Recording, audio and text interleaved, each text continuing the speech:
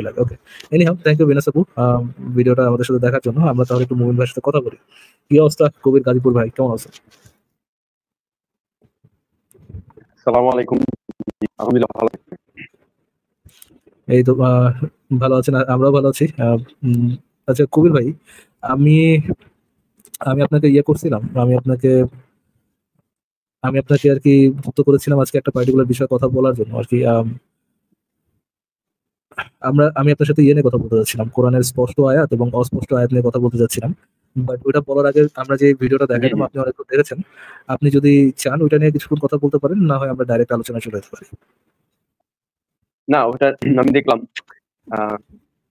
আরেকবার দেখলে মনে ভালো হবে। মানে লম্বা ভিডিও নাকি শর্ট? আচ্ছা আমি তাহলে ফরাজ ভাই, আমি আসলে আজ চলে যাই ভাইয়া। ওকে ভাইয়া, থ্যাংক ইউ অ্যাড করার জন্য, and good night. Good night, খুব ভালো থাকেন তাহলে। থ্যাংক ইউ যুক্ত থাকার জন্য। ভালো থাকেন তাহলে, টেক কেয়ার, গুড নাইট। জি বিনাস আপু তাহলে বিদায় জানাই।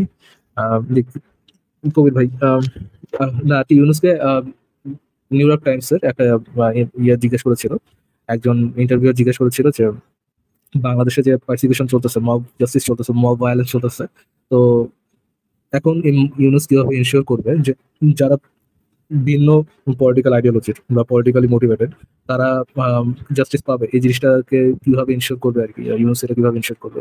ইউনুস প্রথম মানে কি, বাংলায় বলতে গেলে আওয়ামী লীগ যারা যারা আছে তারা যে হবে না, তারা যে পারসিকিউটেড হবে না, তাদের উপর যে ভেঞ্জেন্স নেওয়া হবে না, মব ভায়োলেন্স চলবে না, এটা কিভাবে ইনশিওর করবে ইউনুস?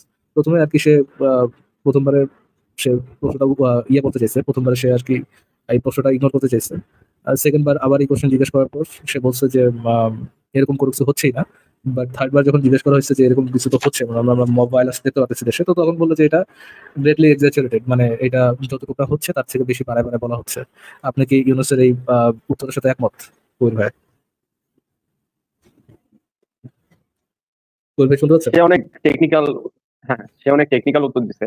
এখন দেখেন, যার ঘাড়ে দায়িত্ব থাকে দেশ চালানো, তার তো জিও পলিটিক্যালি উত্তরটা অ্যাকচুয়ালি দিতে হবে। এখন সে যদি মানে পলিটিক্যালি কারেক্ট উত্তর একবারে কারেক্ট না দিয়ে, সত্য কথাটা না বইলা, মানে হাফ ট্রুথ, মানে লাইন বাই ওমিশন যেটাকে বলে, সেটা সে করছে। I will not deny that. কিন্তু সেটা is it for the good of our country or not, এটা আমি জানি না। তবে সে এখানে ঝামেলা করছে কিছু। জি বল। না ঠিক আছে, একটা হচ্ছে পলিটিক্যালি রাইট অ্যান্সার, আর একটা হচ্ছে লিটারাল মানে মিথ্যা কথা, যেটা তো মিথ্যা কথা বলছে ভাই। প্রথম দিকে ইগনোর করার চেষ্টা করছে, সেকেন্ড টাইম তো মিথ্যা বলছে যে বাংলাদেশে কোনো মব ভায়োলেন্স হচ্ছে না। এটা কি সত্য কথা? এখানে দুইটা দিক আছে ভাই, এখানে দুইটা দিক আছে। দেখেন, ধরেন পুলিশকে কেন ঝুলাইছে, কারা ঝুলাইছে? যে ছাত্ররা, ধরেন আমি যখন দেখবো আমার সাথে, মানে আমার বেস্ট ফ্রেন্ডকে ধরেন গুলি করে মারা করছে পুলিশ, ওই পুলিশটারে আমি পাইলে কি করবো? ঝুলা রেখে দেবো মাইরা। এটা হিউম্যান ইনস্টিংক্ট থেকে, এটা মানে মোটামুটি যুদ্ধের মধ্যেই হয়েছে, যুদ্ধ বা অভ্যুত্থান যেটি বলেন, সেটার মধ্যে। আমি এগুলোর সাথে আপনার দ্বিমত, যে আমার বন্ধুরা ঝুলাই দিলে আমি তারা ঝুলাই দেবো, এই ইস্যুর সাথে আমি দ্বিমত। বাট ধরেন আমি ওটা যদি অ্যাসাইড রাখি, হিন্দুদের উপর কি রিলিজিয়াস পারসিকিউশন চলে নাই? তারপর হচ্ছে আপনার মাজার পূজারীদের উপর কি চলে নাই? যারা হচ্ছে আপনার সুফি, তাদের উপর কি চলে নাই? যারা হচ্ছে আপনার হিন্দুদের আমি ভিডিও দেখাচ্ছি না ভাই, দেখেন আপনার কিন্তু ভিডিও দেখতে হবে, কিছু ভিডিও আপনাকে দেখাতে পারবো। হিন্দুরা নিজেরাই বলতেছে যে এই মানে তাদের পুরোহিত টাকা খায়া মন্দিরে কিছুই হয় নাই, হুদাই ফেক নিউজ ছড়াইছে, এরকম আমি ভিডিও চাইলাম আমি দেখাতে পারবো। এরকম কিন্তু করে হিন্দুরা আরএসএস বিজেপির প্রজেক্টে ভাই আরএসএস বিজেপি অনেক অনেক ইনভেস্ট করে, বিকজ হিন্দু মুসলিম দাঙ্গা থেকে এটার বেনিফিশিয়ারি হচ্ছে আরএসএস বিজেপি, এটা করা হয় এখন 100%। এখন আপনাকে নিউজ আসলে সেটা সত্য। আচ্ছা ঠিক আছে, আপনি কি মনে করেন বাংলাদেশের নতুন গভর্নমেন্ট আসার পরে হিন্দুদের উপর যতগুলো আক্রমণ হয়েছে প্রত্যেকটাই কি, আমি ধরে নিলাম যে এরকম কয়েকটা ছিল, বলতে চাচ্ছি প্রত্যেকটা, তার মানে তো রিলিজিয়াস পারসিকিউশন চলছে। ধরেন হিন্দুরা টাকা খায়, যেমন মাজার পূজারীদের উপর কি পারসিকিউশন চলেনি? হ্যাঁ, আমি আজকে একটা নিউজ দেখলাম, এই পয়েন্টে একটু বলি যদি সুযোগ দেন। আজকে যে সাভারে নিউজ দেখলাম যে একটা নিউজ দেখলাম যে সাভারে এক মসজিদে ওই বাবা জাহাঙ্গীরের মুরিদ একজন, কি জানি নাম আমি খেয়াল নাই, তার বাড়িতে সেও লাইভে আসছে, তাকে আহত করছে, মারতে করছে। তো বিষয়টা হচ্ছে কি, আপনি যখন এই যে ওয়াহাবি ইসলাম, যেটা আরব ন্যাশনালিস্টরা ফান্ডিং করে, হ্যাঁ মানে যেটা কিনা ছড়াই গেছে, এখনো চলতেছে, যেখানে অ্যান্টি ন্যারেটিভ যেটাই দাঁড়াবে, এই কি বলে মানে এই ওয়াহাবি সালাফি আহলে হাদিস যেটাই বলেন, তাদের যে একটা মানে ওয়ার কি বলে অ্যাগ্রেসিভ ভার্সন, ইসলামের অ্যাগ্রেসিভ ভার্সনের ন্যারেটিভের এগেইনস্টে যারাই দাঁড়াবে, সেটা সুফিরা দাঁড়াক, আমরা আলে কোরআনরা দাঁড়াই, বা যারাই দাঁড়াক, মানে দে উইল ভ্যানিশ। এখন তারা মহিউদ্দিন খান সেখানে টেক্সটবুক কমিটিতে ঢুকলো, এটা নিয়ে চিল্লাপাল্লা করতেছে। দেশটা পুরো কেওটিক অবস্থায় আছে এখন। এখন কি যে হবে, কেউ বলতেছে গৃহযুদ্ধ হবে না হবে জানি না, তবে কিন্তু আপনাদের ভাই ওকে কথা ওকে সঠিক আপনি যে ডিটেল মাইনরিটি বলতেছেন, গ্রুপস যারা তারপরে they are being persecuted। জি জি। হ্যাঁ হ্যাঁ ওকে আপনি ডিটেল বলেন, বাট আলটিমেটলি কথা তো এটাই যে ইউনুস যে সরাসরি কথাগুলোকে অস্বীকার করে আসছে যে এরকম কোনো কিছু হচ্ছে এটা, এন্ড হইলেও সেটা কি গ্রেটলি এক্সাজারেটেড করা হয়েছে, বাড়ায় ছাড়া বলা হয়েছে। ডু ইউ থিংক আচ্ছা বাংলাদেশের না, মাইনরিটি ফারাজ, যারা যারা বিষয়টা আছে বিষয়টা একটু বলি। আপনার কথা যেটা বললেন যে সে অস্বীকার করছে, হ্যাঁ মানলাম অস্বীকার করছে, কিন্তু সে যদি সত্যটা বলতো তাহলে কিন্তু এটার মানে ঝামেলা হয়ে যেত। এই কারণে আমি তো শুরুতেই বললাম যে এই কারণে সে ট্যাক্টফুলি উত্তর দিছে। এখন কিছু ভাই আপনি যদি মানে কিছু মিথ্যা আছে আপনাকে বলতেই হবে, এটাকে বলা হয় নেসেসারি লাই। এটাকে মানে যে এটাকে খারাপ বলবো কিনা ভালো বলবো জানি না, না ধরেন দেশের ভালোর জন্য। কই ভাই শুনুন, আমি জেনুইনলি মনে করি না দেশে মাইনরিটিরা পারসিকিউটেড হচ্ছে, এবং এইটা নিয়ে ধরেন আপনি সত্য বললেন না, হ্যাঁ এটা ডিফারেন্ট কথা, আপনি ইগনোর করলেন সেটা ডিফারেন্ট কথা, সেটা নিয়ে আপনি আপনি ইগনোর করে যেতে পারেন, বাট একবারে মিথ্যা কথা বলা, হ্যাঁ এইটা খুবই খারাপ একটা বিষয়, জেনুইন খারাপ একটা বিষয়। এবং আপনি দেখাচ্ছেন যে ইন্টারন্যাশনালি দেখাচ্ছেন যে আমার দেশে যারা পারসিকিউটেড হচ্ছে তাদের নিয়ে আমি কনসার্ন না, তাদেরকে নিয়ে আমি ইন্টারন্যাশনালি মিথ্যা কথা বলছি। আপনি একটা মাইনরিটি হিসেবে, আপনি তো মোস্ট প্রবলি একটা মাইনরিটি দেশে, বলতে গেলে তো মাইনরিটি, ধরেন আপনি প্রকাশ্যে চাল আপনি আহলে কোরআন, হ্যাঁ দুদিন পরে আপনার উপর অ্যাটাক হবে না? কই ভাই, ধরেন আপনার মসজিদ থেকে বললো হ্যাঁ যে এই অবশ্যই কবির কাছে অবশ্যই। হাদিস মানে না, আপনার উপর পারসিকিউশন হবে না? এখন ধরেন আপনার উপর হ্যাঁ পারসিকিউশন অবশ্যই হলো, অবশ্যই আপনার অবশ্যই। ঘর বাড়ি লোক আপনার মায়েরা হাত পা ভেঙে দিল, আপনি হসপিটাল বেডে পড়ে আছেন, আর যে ইন্টারভিউ দিতেছেন যে ইয়া যা বলতেছে, ইউনুস যা বলতেছে যে প্রথমে বললো না এরকম কিছু হচ্ছে না, পরে বললো যে না greatly exaggerated. Do you think তখন আপনার কাছে আপনি এটা জাস্টিফাই করবেন যে বলবেন এটা একটা ঠিক কাজ হচ্ছে না, দেশের ভালোর জন্য ভালো কাজ করছে? আপনি কি সেই পজিশনটা হোল্ড করবেন, নাকি বলবেন যে ইউনুস মিথ্যা কথা বলতেছে এখানে? ভাই মিথ্যাকে আমি মিথ্যাই বলি, আমাকে তো চিনেন, অনেস্টির জায়গায় আমি কোনো ছাড় দিই না কাউকে। এখন মিথ্যা তো মিথ্যা বলতেই, এটা স্বীকার করবো না। আচ্ছা থ্যাংক ইউ কবি ভাই। তো আমরা আমি আপনাকে যে জিনিসটা আর কি আপনাকে একটু জানার জন্য জানা এবং বিশ্লেষণের জন্য আর কি ইয়ে করছি, আমি আম, আর একটু ভালোভাবে ভেবে এই সম্পর্কে কোশ্চেন করতে পারতাম, বাট দেখি সামনে আগেই কতটুকু কি আলোচনা করা যায়। আচ্ছা আপনি আপনার সাথে গতকালকে সত্য সুন্দরের লাইভে একটা বিষয় বিষয় নিয়ে আলোচনা হচ্ছিল, সেটা হচ্ছে কোরআনের স্পষ্ট আয়াত এবং অস্পষ্ট আয়াত। আপনি আমাকে একটু কষ্ট করে বলবেন, আল্লাহ তো কোরআনে এই দুইটা ক্যাটাগরি দিচ্ছে যে কিছু আয়াত স্পষ্ট, কিছু আয়াত স্পষ্ট, অস্পষ্ট। এই স্পষ্ট এবং অস্পষ্ট আয়াতের আরবি শব্দটা কি, এবং এই দুইটার মধ্যে পার্থক্যটা কি? স্পষ্ট আয়াত এবং অস্পষ্ট আয়াত, এই দুইটা আয়াতের মধ্যে পার্থক্যটা কি? আচ্ছা মানে একটু একটু সময় দিতে হবে, কারণ এটা খুবই সেন্সিটিভ একটা জায়গা। এখানে প্রথম যে শব্দটা আমি নিব না, সেটা হচ্ছে গিয়া ক্যাটাগরি। আল্লাহ ক্যাটাগরি হিসেবে দেয় নাই, ট্যাগ হিসেবে দিচ্ছে। জিনিসটা হচ্ছে গিয়া ট্যাগ হিসেবে কিরকম, যে যদি আমি ধরেন ধরেন সুদানে বা ইরাকে বা বাংলাদেশে, যে মানে তিনটা জায়গায় বললাম, তিন জায়গায় তিন জায়গায় তিন রকম ফতোয়া হবে, মানে ধরেন 99% সব সেম থাকবে, কিন্তু 1% ভ্যারিয়েশন বা 5% ভ্যারিয়েশন, যেভাবে মানে ভ্যারিয়েশন হবেই, এটা তো হিউম্যান নেচার, এটা সময় কাল যুগের ক্ষেত্রে এটা। কারণ কোরআন থেকে যেটা ফিক শাস্ত্র বলা হয়, উসুলুল ফিক পড়ে এই মুফতি সাহেবরা, তারা করে কি এই ল জেনারেট করে, ল ডিরাইভ করে কোরআন থেকে। এখন আল্লাহ বলতেছেন কি, তুমি যে লটা ডিরাইভ করবা সেটা তোমাকে, তুমি যখন বসবা কোরআনটা নিয়ে তখন তোমাকে দুইটা ভাগ করতে হবে। এক ভাগ হচ্ছে গিয়া লিটারাল, যেটা অক্ষরিক নিতে হবে, লিটারাল ওটা কোনো মেটাফর ঢুকাইতে পারবে না ওখানে, একবার যেভাবে আছে ওটাই ল, ওটাই ল। তুমি ডিক্লেয়ার করবে, মুফতিরা ডিক্লেয়ার করবে যে এই আয়াতগুলো হচ্ছে, এই আয়াতগুলো থেকে আমরা ল নিছি। আপনি ল নিছেন মানে অটোমেটিক ওটা মুহকামাত আয়াত হয়ে গেছে। মানে মুহকামাত মানে কি, হুকুম আছে এটার মধ্যে, শরীয়ত হয়ে গেছে, মারিফত না শরীয়ত। তারপরে বলছে কি, আল্লাহ কি বলছে, আচ্ছা এই কাজটা করা হলো, তারপরে কিছু ওয়া উখারু মুতাশাবিহাত, যেগুলো থেকে ল নেওয়া যাবে না সেগুলোই মুতাশাবিহাত, মানে বাদ বাকি যা কিছু আছে, মানে আল্লাহর দৃষ্টিতে যে আয়াত থেকে ল ডিরাইভ করা যায় না এমন সব আয়াতই মুতাশাবিহাত। তার মানে শুধুমাত্র মুহকামাত কোনটা, যেগুলো থেকে ল ল নেওয়া হচ্ছে। এখন কোন দেশে, কোন জায়গায়, কোন যুগে কিভাবে ল ডিরাইভ করা হয়েছে, কোন আয়াতগুলোকে মুহকামাত ধরছে তাদের মুফতিরা, তাদের বাস্তবতা কি ছিল, আমাদের তো জানার উপায় নেই। মানে জানা যায় কিতাবে, বিভিন্ন কিতাব পড়ে জানা যায়, ওগুলোকে স্ট্যান্ডার্ড ধরা হয়। যেমন যেমন আইন যারা পড়ে, যে একটা অপরাধের শাস্তি আগের জাজরা কিভাবে দিত, 5 বছর আগে, 10 বছর আগে, 100 বছর আগে, ওই শাস্তিটা কিভাবে দিত, এগুলো রেকর্ড কিন্তু আছে। তো এই রেকর্ড দেখে দেখে দেখে তারা একটা জুডিশিয়াল সিস্টেম তৈরি করে। তো এখন ক্লিয়ার, ধরেন ধরেন এখন টেকনোলজির যুগ, অনেক কিছু ক্লিয়ার, সায়েন্সের যুগ চলতেছে, অনেক কিছু ক্লিয়ার, আগের থেকে বেশি ক্লিয়ার, রিলেটিভলি বেশি ক্লিয়ার। কিন্তু 500 বছর আগে, 50 বছর আগে সেটা ছিল না। আগে আপনি দেখেন আগের ল গুলা কিরকম ছিল, যে ছবি তোলা হারাম, ভিডিও করা হারাম। এখন দেখেন হুজুররা নিজেরা এসে ফেসবুকে কইলা মনিটাইজ করে চ্যানেল তৈরি দিচ্ছে, ইন্টারভিউ করতেছে, লাইভ করতেছে, আহমদুল্লাহ সাহেব লাইভ প্রশ্নের মাসালা উত্তর দিচ্ছে। অথচ তারাই কিন্তু 20 বছর আগে বলছে যে ছবি হারাম, ইভেন ইংরেজি শিক্ষাও হারাম ঘোষণা করছিল, যদিও বাংলাদেশে না, মনে হয় আফগানিস্তানে। তো এখন কথা হচ্ছে কি, আপনি এখানে আরেকটা ডাইমেনশন হচ্ছে কি, কাদের কাছে কোরআনটা ক্লিয়ার।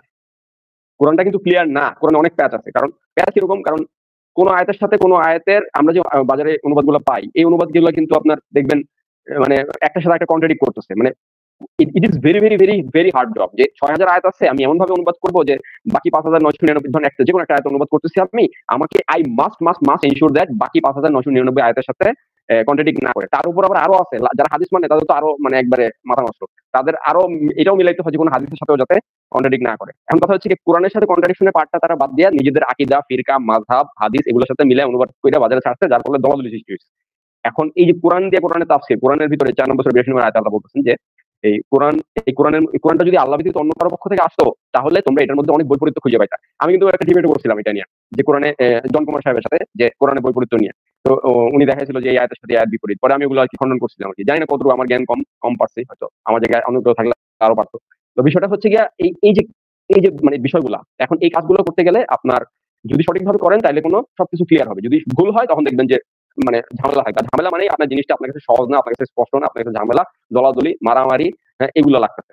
এখন ধরেন একটা ক্লাসের মধ্যে টিচার, আপনার ক্লাস 40 জন স্টুডেন্ট আছে, সেখানে 5 জন অবশ্যই থাকবে, 5 জন অবশ্যই থাকবে যারা খুবই এক্সেলেন্ট স্টুডেন্ট, যারা ভালো বোঝে, তাদেরকে আপনার বোঝা দ্বিতীয় এক কথা দুইবার বলা লাগবে না। আবার 5 জন থাকবে যারা খুবই ডাল স্টুডেন্ট, তাদেরকে 5 বার বলতে হবে, ক্লাসের পরে বলতে হবে তোমরা থাকবা, তোমাদের এক্সট্রা সময় দিয়ে বোঝাবো আমি 5 মিনিট 10 মিনিট ক্লাসের পরে।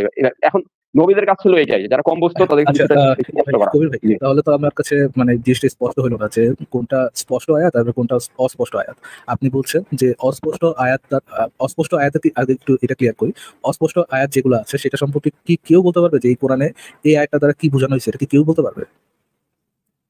আচ্ছা, ধরেন আমি একটা উদাহরণ দিই, সবচেয়ে বেশি যে উদাহরণ দিই, এই মুতাশাবিহাত আয়াতের মধ্যে কি আছে? আল্লাহ বলছে যে কোরআনের পুরোটাই হিকমত। দেখেন মধ্যেও কিন্তু ল পিছনে ফিলোসফি থাকে, যেটা অনেকে বুঝে না, যারা ল ইমপ্লিমেন্ট করে কিছু ফিলোসফি। যেমন বাংলাদেশের বলতেন একটু আপনি একটু স্ক্যাটার চিন্তা করেন, একটু ক্লিয়ারলি আমাকে এই প্রশ্নটা একটু উত্তর দেন, হ্যাঁ বা না বলে তারপর একটু এক্সপ্লেইন না ভাই, করেন।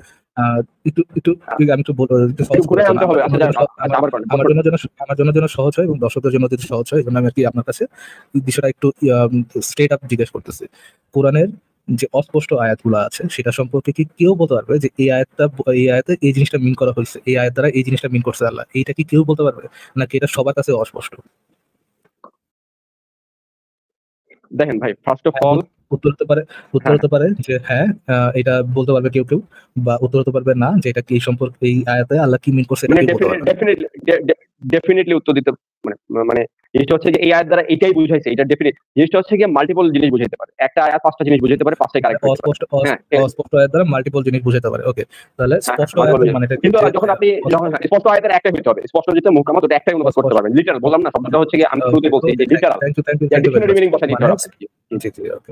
তার মানে স্পষ্ট আয়াত দ্বারা একটাই মিনিং বের হবে এবং অস্পষ্ট আয়াত দ্বারা হাজারো মিনিং বের হবে, যেটা কেউ বলতে পারবে না যে এইটা দ্বারা এক্স্যাক্টলি এইটাই বুঝাইছে। জিনিসটা ততটুকু, রাইট? জি জি জি জি জি, ঠিক আছে।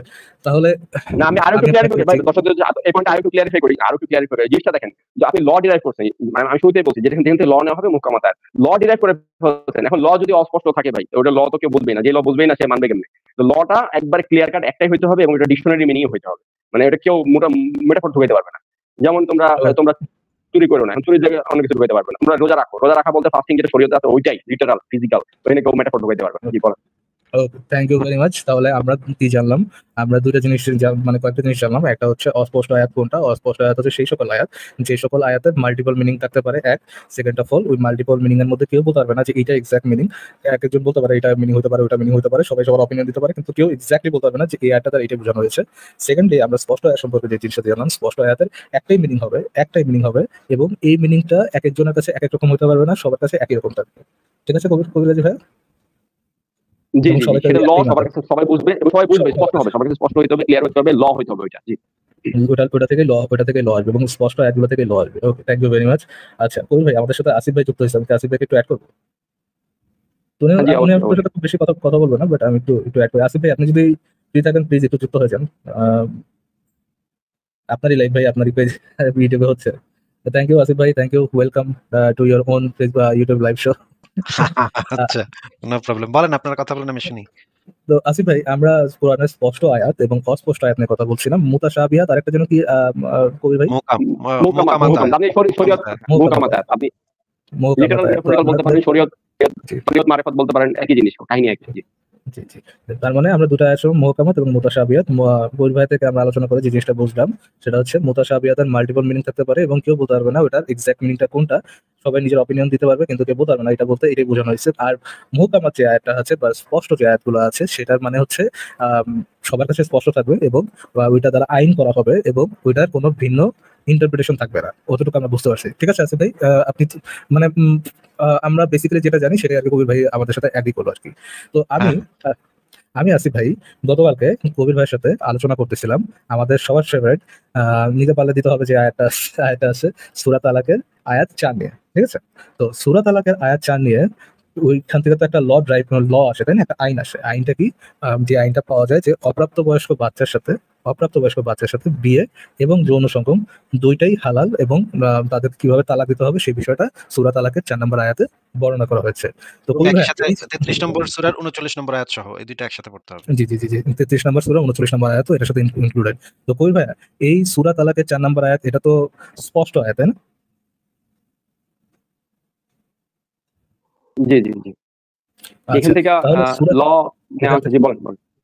জি, জি, এখান থেকে ল নেওয়া হয়েছে। আসিফ ভাই আমি আপনাকে নিয়ে আসলাম। আপনি কি আপনাকে একটু কষ্ট দিতে পারি আসিফ ভাই? হ্যাঁ, বলেন অসুবিধা নেই। সত্যের সন্ধানী আ ভাইও যুক্ত হয়েছে, ওনাকে কি যুক্ত করে নিব? হ্যাঁ, ভাই আপনার লাইভ ভাই। না, আপনি তো চালাইতেছেন, এখন তো আপনি কন্ট্রোলে, আমি তো এখানে গেস্ট। আরে ভাই রে ভাই, ওরে ভাই রে ভাই। আচ্ছা ঠিক আছে, সত্য ভাই কি অবস্থা? ধন্যবাদ যুক্ত করার জন্য। না আজকে দেখলাম হঠাৎ একটু ইচ্ছা হইলো, আসছি। থ্যাংক ইউ যুক্ত হওয়ার আমিও জন্য। একটু কবির সাহেবের সাথে আমিও একটু কথাবার্তা বলতে চাই। আপনার কথা শেষ হলে আমি একটু কয়েকটা জিনিস জিজ্ঞেস করব না, যদি ওনার টাইম থাকে আরকি। জি, জি, জি। অবশ্যই। তো কবির ভাইয়া আমরা তাহলে সূরা তালাকের ৪ নম্বর আয়াতেই চলে যাই। আম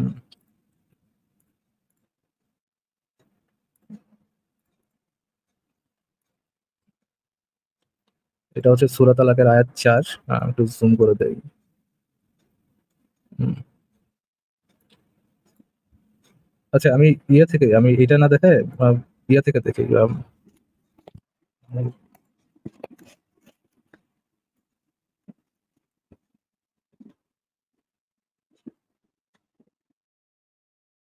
StreamYard এ নতুন একটা জিনিস এড হইছে, রেকর্ডিং। এটা কি জিনিস ভাই? আমি জানি না ভাই। আমি রেকর্ডিং এর অপশনটা ছিল আমি অন করে রাখছি। আমি জানি না এটা বোধহয় এটা কোনটা আরকি ছিল।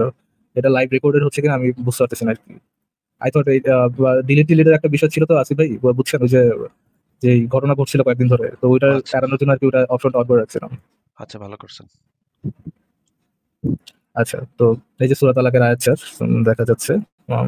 সূরা তালাক ৬৫ নম্বর সূরার ৬৫ নম্বর সূরার এটা হচ্ছে ৪ নম্বর আয়াত। সরি এটা ১ নম্বর আয়াত, ৪ নম্বর আয়াতে যাচ্ছি আমরা।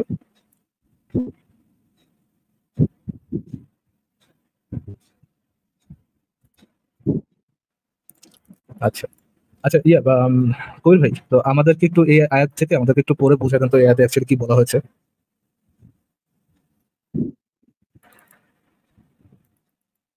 জি, কবির ভাইয়া।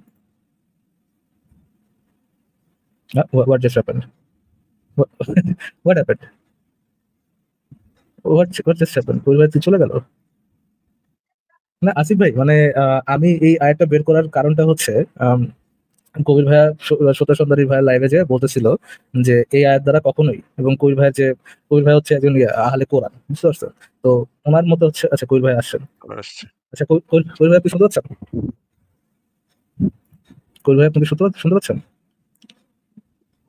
হ্যালো? ফারাজ ভাই, আমি শুনতে পাচ্ছেন তো একটু চাপ লেগে গেছিল তো। হ্যাঁ, না? না, no worry, no worry, no worry, আচ্ছা ভাই, আমার নো একটা ওয়ারি। শর্ত আচ্ছা আছে না? না, আমার একটা শর্ত আছে ভাই। এই আলোচনাটা আমি জানি, এই আলোচনাটা কোন দিকে যাবে আমি জানি। কিন্তু তার আগে একটা শর্ত আছে আমার, যে জি বলেন। একটু শিওর। সূরা বাকারার আমি আপনাকে ডেকে নিয়ে আসছি, আমি আপনার শর্ত মানব, সমস্যা নেই। আপনি বলেন। আচ্ছা, আচ্ছা, সূরা বাকারার মানে সূরা বাকারার প্রথম ২-৩টা আয়াত পড়েন। জি, আমরা ওটা পড়বো, অবশ্যই পড়বো। বাট আমার যে পয়েন্টটা মেক করে আমি অবশ্যই এটা পড়বো। আপনি কি এখানে এই আসার আয়াতটা আগে, পড়া এখানে আমাকে আসার আগে আমি আপনাকে হ্যাঁ, কথা দিচ্ছি ওইখানে আমরা অবশ্যই আমি কথা দিচ্ছি আপনাকে ওই আয়াতটাতে যাবো। আমি এখানে এই আয়াতটা ভাই ভাই ভাই ভাই না না, আপনি যদি প্রিডিক্ট না আসেন তাহলে হবে কবির না ভাই ইফ ইউ ট্রাস্ট মি আমি এখান থেকে একটা ছোট পয়েন্ট মেক করবো দেখে বা ছোট না মোটামুটি একটা বড় পয়েন্ট মেক করবোই দেখে পয়েন্টটা লম্বা হবে না, বাট বড় ধরনের একটা পয়েন্ট হবে। এই পয়েন্টটা মেক করবো দেখেই আমি আপনাকে এই আয়াতটা পড়তে বলতেছি। এই আয়াতটা পড়ার পরে আপনার যদি ডিফারেন্ট কোনো মত থাকে, কোনো সূরা বাকারা বা যে কোনো সূরারই মত থাকে, আমি সেখানে অবশ্যই যাব। আমি আপনি আমার হচ্ছে আমার ডেকে নিয়ে আসার গেস্ট, আমি আপনার ওই ইচ্ছাটা আমি অবশ্যই পূরণ করবো। আপনি যেটা বলছেন আমি সেখানে অবশ্যই ফারাজ ভাই, করবো। বিষয়টা কি এই আপনি, আয়াত না না, আমি হ্যাঁ, এই আয়াতটা পড়ার আপনি আগে না এই না, এখন আয়াতটা পড়ে বুঝতে হবে কেন কই ভাই, আপনি এই না না, আয়াতটা আমি পড়ে মনে যে করি যতটুকু হবে না না, এভাবে না, বিষয়টা এরকম না। বিষয়টা হচ্ছে গিয়ে আমি আয়াত পড়ার প্রথমে দেখতে হবে আমি আয়াত পড়ার যোগ্য কিনা। মানে আমি আয়াত পড়ে ওখান থেকে তো আপনার ইমপ্লিকেশন দিবেন, অনেক মানুষ শুনতেছে এটা, মানে এই জন্য আমি একটু মানে একটু ভাই আমরা কনটেক্সট ক্লিয়ার যাবো করে তো তারপর কই ভাই, আমি শুনবো তো, বেশিক্ষণ লাগবে না, বেশিক্ষণ লাগবে না কই ভাই। ভাই, আমি ভাই কই স্টেপ বাই স্টেপ ভাই, মেথোডোলজিক্যাল ওয়েতে আগাই ভাই, আমার কাছে মেথোডোলজি মানহাজ সবচেয়ে আমরা যাবো, গুরুত্বপূর্ণ। আমি যাবো। এভাবে ভাই, You এভাবে should- you এভাবে should হয় না trust- ভাই, এভাবে হয় না, এভাবে হয় না, এভাবে হয় না, সরি, ভাই আমি এভাবে আমি যাবো আলোচনা তো। করি না, সরি। আমরা আমরা না সরি, একটা আমার আমরা কথা, আমি আমি যে একটা আয়াত পয়েন্ট দেখাইতে বলি আপনার দেখাইতে হবে, নাহলে ভাই আমি করবো না, সরি কবির সরি, ভাই, তাহলে আমি গেলাম আজকে। কবির ভাই শুনেন, আমরা একটা পাবলিক ডিসকাশন করতেছি। পাবলিক ডিসকাশনের সময় আমরা কিছু গ্রাউন্ড ওয়ার্ক মেক করি বিকজ না আমরা না ওই গ্রাউন্ড ফারাজ ওয়ার্কের ভাই, উপর আপনি যে তো একটা শিক্ষিত পয়েন্ট। মানুষ, আপনি যদি এরকম করেন না, দেখেন আপনি তো ইউনিভার্সিটিতে যে প্রিরিকুইজিট কোর্স থাকে, আপনি আপনাকে করতে দিবে সেটা এক এটা প্রিরিকুইজিট যদি কোর্স না, আগেরটা না করে পরেরটা করতে থাকে দিবে? ভাই, এটা যদি হ্যাঁ আছে, প্রিরিকুইজিটে কিছু অবশ্যই থাকে, এই এই আয়াতের অনেক এরকম যদি প্রিরিকুইজিট পয়েন্ট আছে। থাকে, আমি এটা যদি হ্যাঁ পয়েন্ট সেই থাকে জায়গা ভাই, থেকে যাচ্ছি আমি। জাস্ট যদি থাকে আমরা ওখানে অবশ্যই যাবো, ট্রাস্ট মি যাবো। আপনি আমাকে যেখানে নিয়ে যাবেন, পরে আমি তো যাবেন, পরে খোলাখুলি যাবেন। বিশ্বাস করি না। হ্যাঁ আমি অবশ্যই যাবো, আমি 100% গ্যারান্টি দিচ্ছি। এই আমার পয়েন্টটা মেক না করার সাথে এইভাবে তো সাথে আমি কাজ যাবো। করে না ভাই। আমি আমি ক্যালকুলাস সেকেন্ড পেপার, আমি ক্যালকুলাস ফার্স্ট না করেই আমি আগে নিয়ে ফেললাম, তারপরে গেলাম ক্যালকুলাস, আমি এটা আমি হইল না তো। আমি শুধুমাত্র এখান থেকে আপনি যেভাবে এটা ইন্টারপ্রিটেশন করবেন সেই ইন্টারপ্রিটেশনই নিব, এবং আমি বলবো না আপনার এটা ইন্টারপ্রিটেশন রং। ইন্টারপ্রিটেশনই সম্ভব না, প্রিরিকুইজিট এআতে ইন্টারপ্রিটেশন প্রিরিকুইজিট আয়াত ছাড়া সম্ভবই না, এটা আমি বলবো। আচ্ছা ওকে ঠিক আছে, তাহলে আপনার ইন্টারপ্রিটেশন করার দরকার নেই। কই ভাই, তাহলে আমি ইন্টারপ্রিটেশন করি, আপনি আমার সাথে জাস্ট একমত কি একমত না অতটুকু বলে দেন, ঠিক আছে? আপনার ইন্টারপ্রিটেশন করা লাগবে না। আমি শুরুতে আপনার একমত যদি না, আমি শুরুতেই বললাম আমার আমার মত আছে, আমি আমার সিস্টেমে আগাইতে দিলে আমি বুঝতে পারবো। ওকে এছাড়া ওকে ঠিক আছে, আপনি একমত, আমি দর্শকদের জানাই এই আয়াতে কি বলা হয়েছে। তারপর যদি আপনার একমত না থাকে এবং ওইখানেও যে আমার পয়েন্টটা মেক হবে আমি দেখা দেবো, কোনো সমস্যা নেই। জাস্ট আপনি শুনেন আমি এই আয়াতটাতে কি পড়ি এবং কি পয়েন্টটা মেক করি। জি, সূরা তালাকের 4 নম্বর আয়াতে আল বায়ান ফাউন্ডেশন থেকে যে জিনিসটা পাওয়া যাচ্ছে, তোমাদের স্ত্রীর মধ্যে যারা ঋতুবতী হওয়ার কাল অতিক্রম করেছে তাদের ইদ্যত সম্পর্কে যদি তোমার যদি সংশয় থাকে, আহ সংশয় তোমরা যদি সংশয় থাকো, এবং যারা এখনো ঋতুর বয়সে পৌঁছানি তাদের ইদ্যৎকাল হবে 3 মাস। মানে এমন মহিলাদের কথা বলা হচ্ছে এখানে যে মহিলাদের ঋতুচক্র বন্ধ হয়ে গেছে, মানে যে মহিলারা মেনোপজে পৌঁছে গেছে বা যাদের এখন পিরিয়ড হয় না। এবং সেকেন্ড যেটার কথা বলা হয়েছে, এবং এখনো যারা ঋতুর বয়সে পৌঁছায়নি, মানে অপ্রাপ্ত বয়স্ক বাচ্চা যাদের এখনো ঋতুস্রাবটা কি হয়নি, শুরু হয়নি, তাই না? এই দুইটা টাইপ অফ পিপলের কথা বলা হয়েছে যে এদের ইদ্যতের সময় কথা হবে। ইদ্যত মানেটা কি? ইদ্যত মানে হচ্ছে কাউকে যদি বিয়ে করেন, আপনি কারোর সাথে যদি যৌন সঙ্গম করেন, তাদেরকে তালাক দেওয়ার আগে আহ, যে সময়টা দেখতে হয়, যে সে প্রেগনেন্ট কি প্রেগনেন্ট না, এটা দেখার জন্য যে সময়টা দেখতে হয় সেটাকে বলে ইদ্যত। 3 মাসের একটা অপেক্ষা আছে।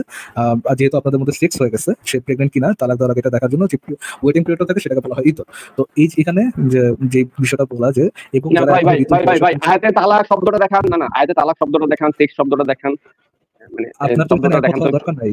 কবির ভাই, আপনার এখানে একমত হওয়ার তো দরকার নেই। আমি ইন্টারপ্রিটেশন তো দিচ্ছি, তারপর আমি পয়েন্টটা মেক করার পর আমি আপনার কাছে আসতেছি, কোনো সমস্যা নেই। তো এইখান থেকে যে জিনিসটা আমি পাচ্ছি সেটা হচ্ছে যে অপ্রাপ্তবয়স্ক বাচ্চাদেরকে বিয়ে করে তাদেরকে তালাক দেওয়ার আগে তাদেরকেও ইদ্যত দেখার বিষয়টা এখানে উল্লেখ আছে। অর্থাৎ অপ্রাপ্তবয়স্ক বাচ্চাদের সাথেও বিয়ে এবং তাদের সাথে যৌন সঙ্গম দুইটাই এই আয়াতটা দ্বারা হালাল করা হয়েছে। এটা হচ্ছে আমার ইন্টারপ্রিটেশন। এখন আমি আসিফ ভাইয়ের কাছে এই আচ্ছা, বিষয়টা নিয়ে জানতে চাচ্ছি। অপ্রাপ্তবয়স্ক বিয়ে, দাঁড়ান দাঁড়ান দাঁড়ান, একটু সরি, অপ্রাপ্তবয়স্ক বিয়ে, যৌন সঙ্গম, তিনটা শব্দ আলাদা আলাদা ভাবে গুগল ট্রান্সলেট করেন, শব্দগুলো দেখেন আয়াতে আপনি এই বাক্যটা বলেন আমি মাত্র। আপনাকে ব্যাখ্যা করার সুযোগ দিব। আমি এবং আমার যে ব্যাখ্যাটা সেটা আমি, যেহেতু এটা আমার থেকে আসিফ ভাই 1000 টাইম বেটার জানে, আমি আসিফ ভাইয়ের কাছে যাচ্ছি। আসিফ ভাই, আমি যে ইন্টারপ্রিটেশনটা নিলাম এখান থেকে, যেখানে অপ্রাপ্তবয়স্ক বাচ্চাদের যেহেতু ইদ্যতের বিষয়টা বলা হয়েছে এবং ইদ্যত বিষয়টা যেহেতু তখনই আছে যখন তার সাথে যৌন সঙ্গম হয়, সেহেতু এই আয়টা দ্বারা অপ্রাপ্তবয়স্ক বাচ্চাদেরকে বিয়ে করা এবং তাদের সাথে যৌন সঙ্গমের বিষয়টা হালাল করা হয়েছে।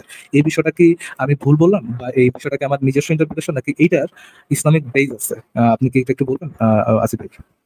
এটা তো ইসলামের যারা মানে কোরআনে হচ্ছে গিয়ে যে জিনিসটা বলা আছে সূরা নাহলের 89 নম্বর আয়াতে যেটা বলা আছে যে এটা কোরআন হচ্ছে স্পষ্ট ব্যাখ্যা স্বরূপ, বিস্তারিত এবং স্পষ্ট ব্যাখ্যা স্বরূপ। এবং এই আয়াতটা হচ্ছে এটা কোনো মুতাশাবিহাত আয়াত না। এটা এখানে এই আয়াতের ভিতরে কোনো অস্পষ্টতা নাই। এটা যেহেতু একটা বিধান, এটা যেহেতু মানুষের জন্য একটা আইন, সেহেতু এই আয়াতের ভিতরে কোনো অস্পষ্টতা নাই। এবং এই আয়াতের ভিতরে যে জিনিসটা বলা আছে সেটা হচ্ছে যে and the ones who not menstruated and those who আর প্রেগন্যান্ট এই ২ টা ক্যাটেগরি বলা হয়েছে। এই আরবিতে যে শব্দ ২ টা আছে যারা এখনো মানে যারা এখনো ঋতুতে পৌঁছায় নাই, ঋতুতে আসে নাই, ঋতুতে রিচ করে নাই। এই জিনিসটা আরবিতে খুব স্পষ্টভাবে এই জায়গায় আছে এবং এই ওয়ার্ডটা দ্বারা যারা এটাই মিন করে যারা এখনো ঋতুতে পৌঁছায় নাই। এখন এটা ২ টা ক্ষেত্রে হইতে পারে। মানে এটা যৌক্তিকভাবে সম্ভব ২ টা ক্ষেত্রে। আসিফ ভাই, আমি একটা ইন্টারাপ্ট করতে পারি? একটু শেষ করি ভাই, একটু শেষ করি। এইটা সম্ভব ২ টা ক্ষেত্রে। একটা হচ্ছে হয়তো অনেকের বয়স হয়ে গেছে।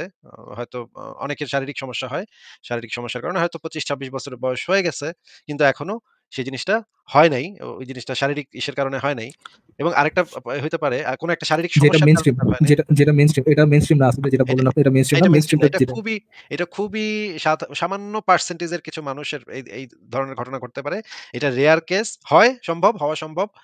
কিন্তু খুবই রেয়ার কেস 0.1% বা 0.05% এইরকম আ এইরকম কিছু মানুষের এই ধরনের একটা রোগ হওয়ার সম্ভাবনা আছে যাদের এই জিনিসটা হয় না, বয়স হয়ে যাওয়ার পরও হয় না।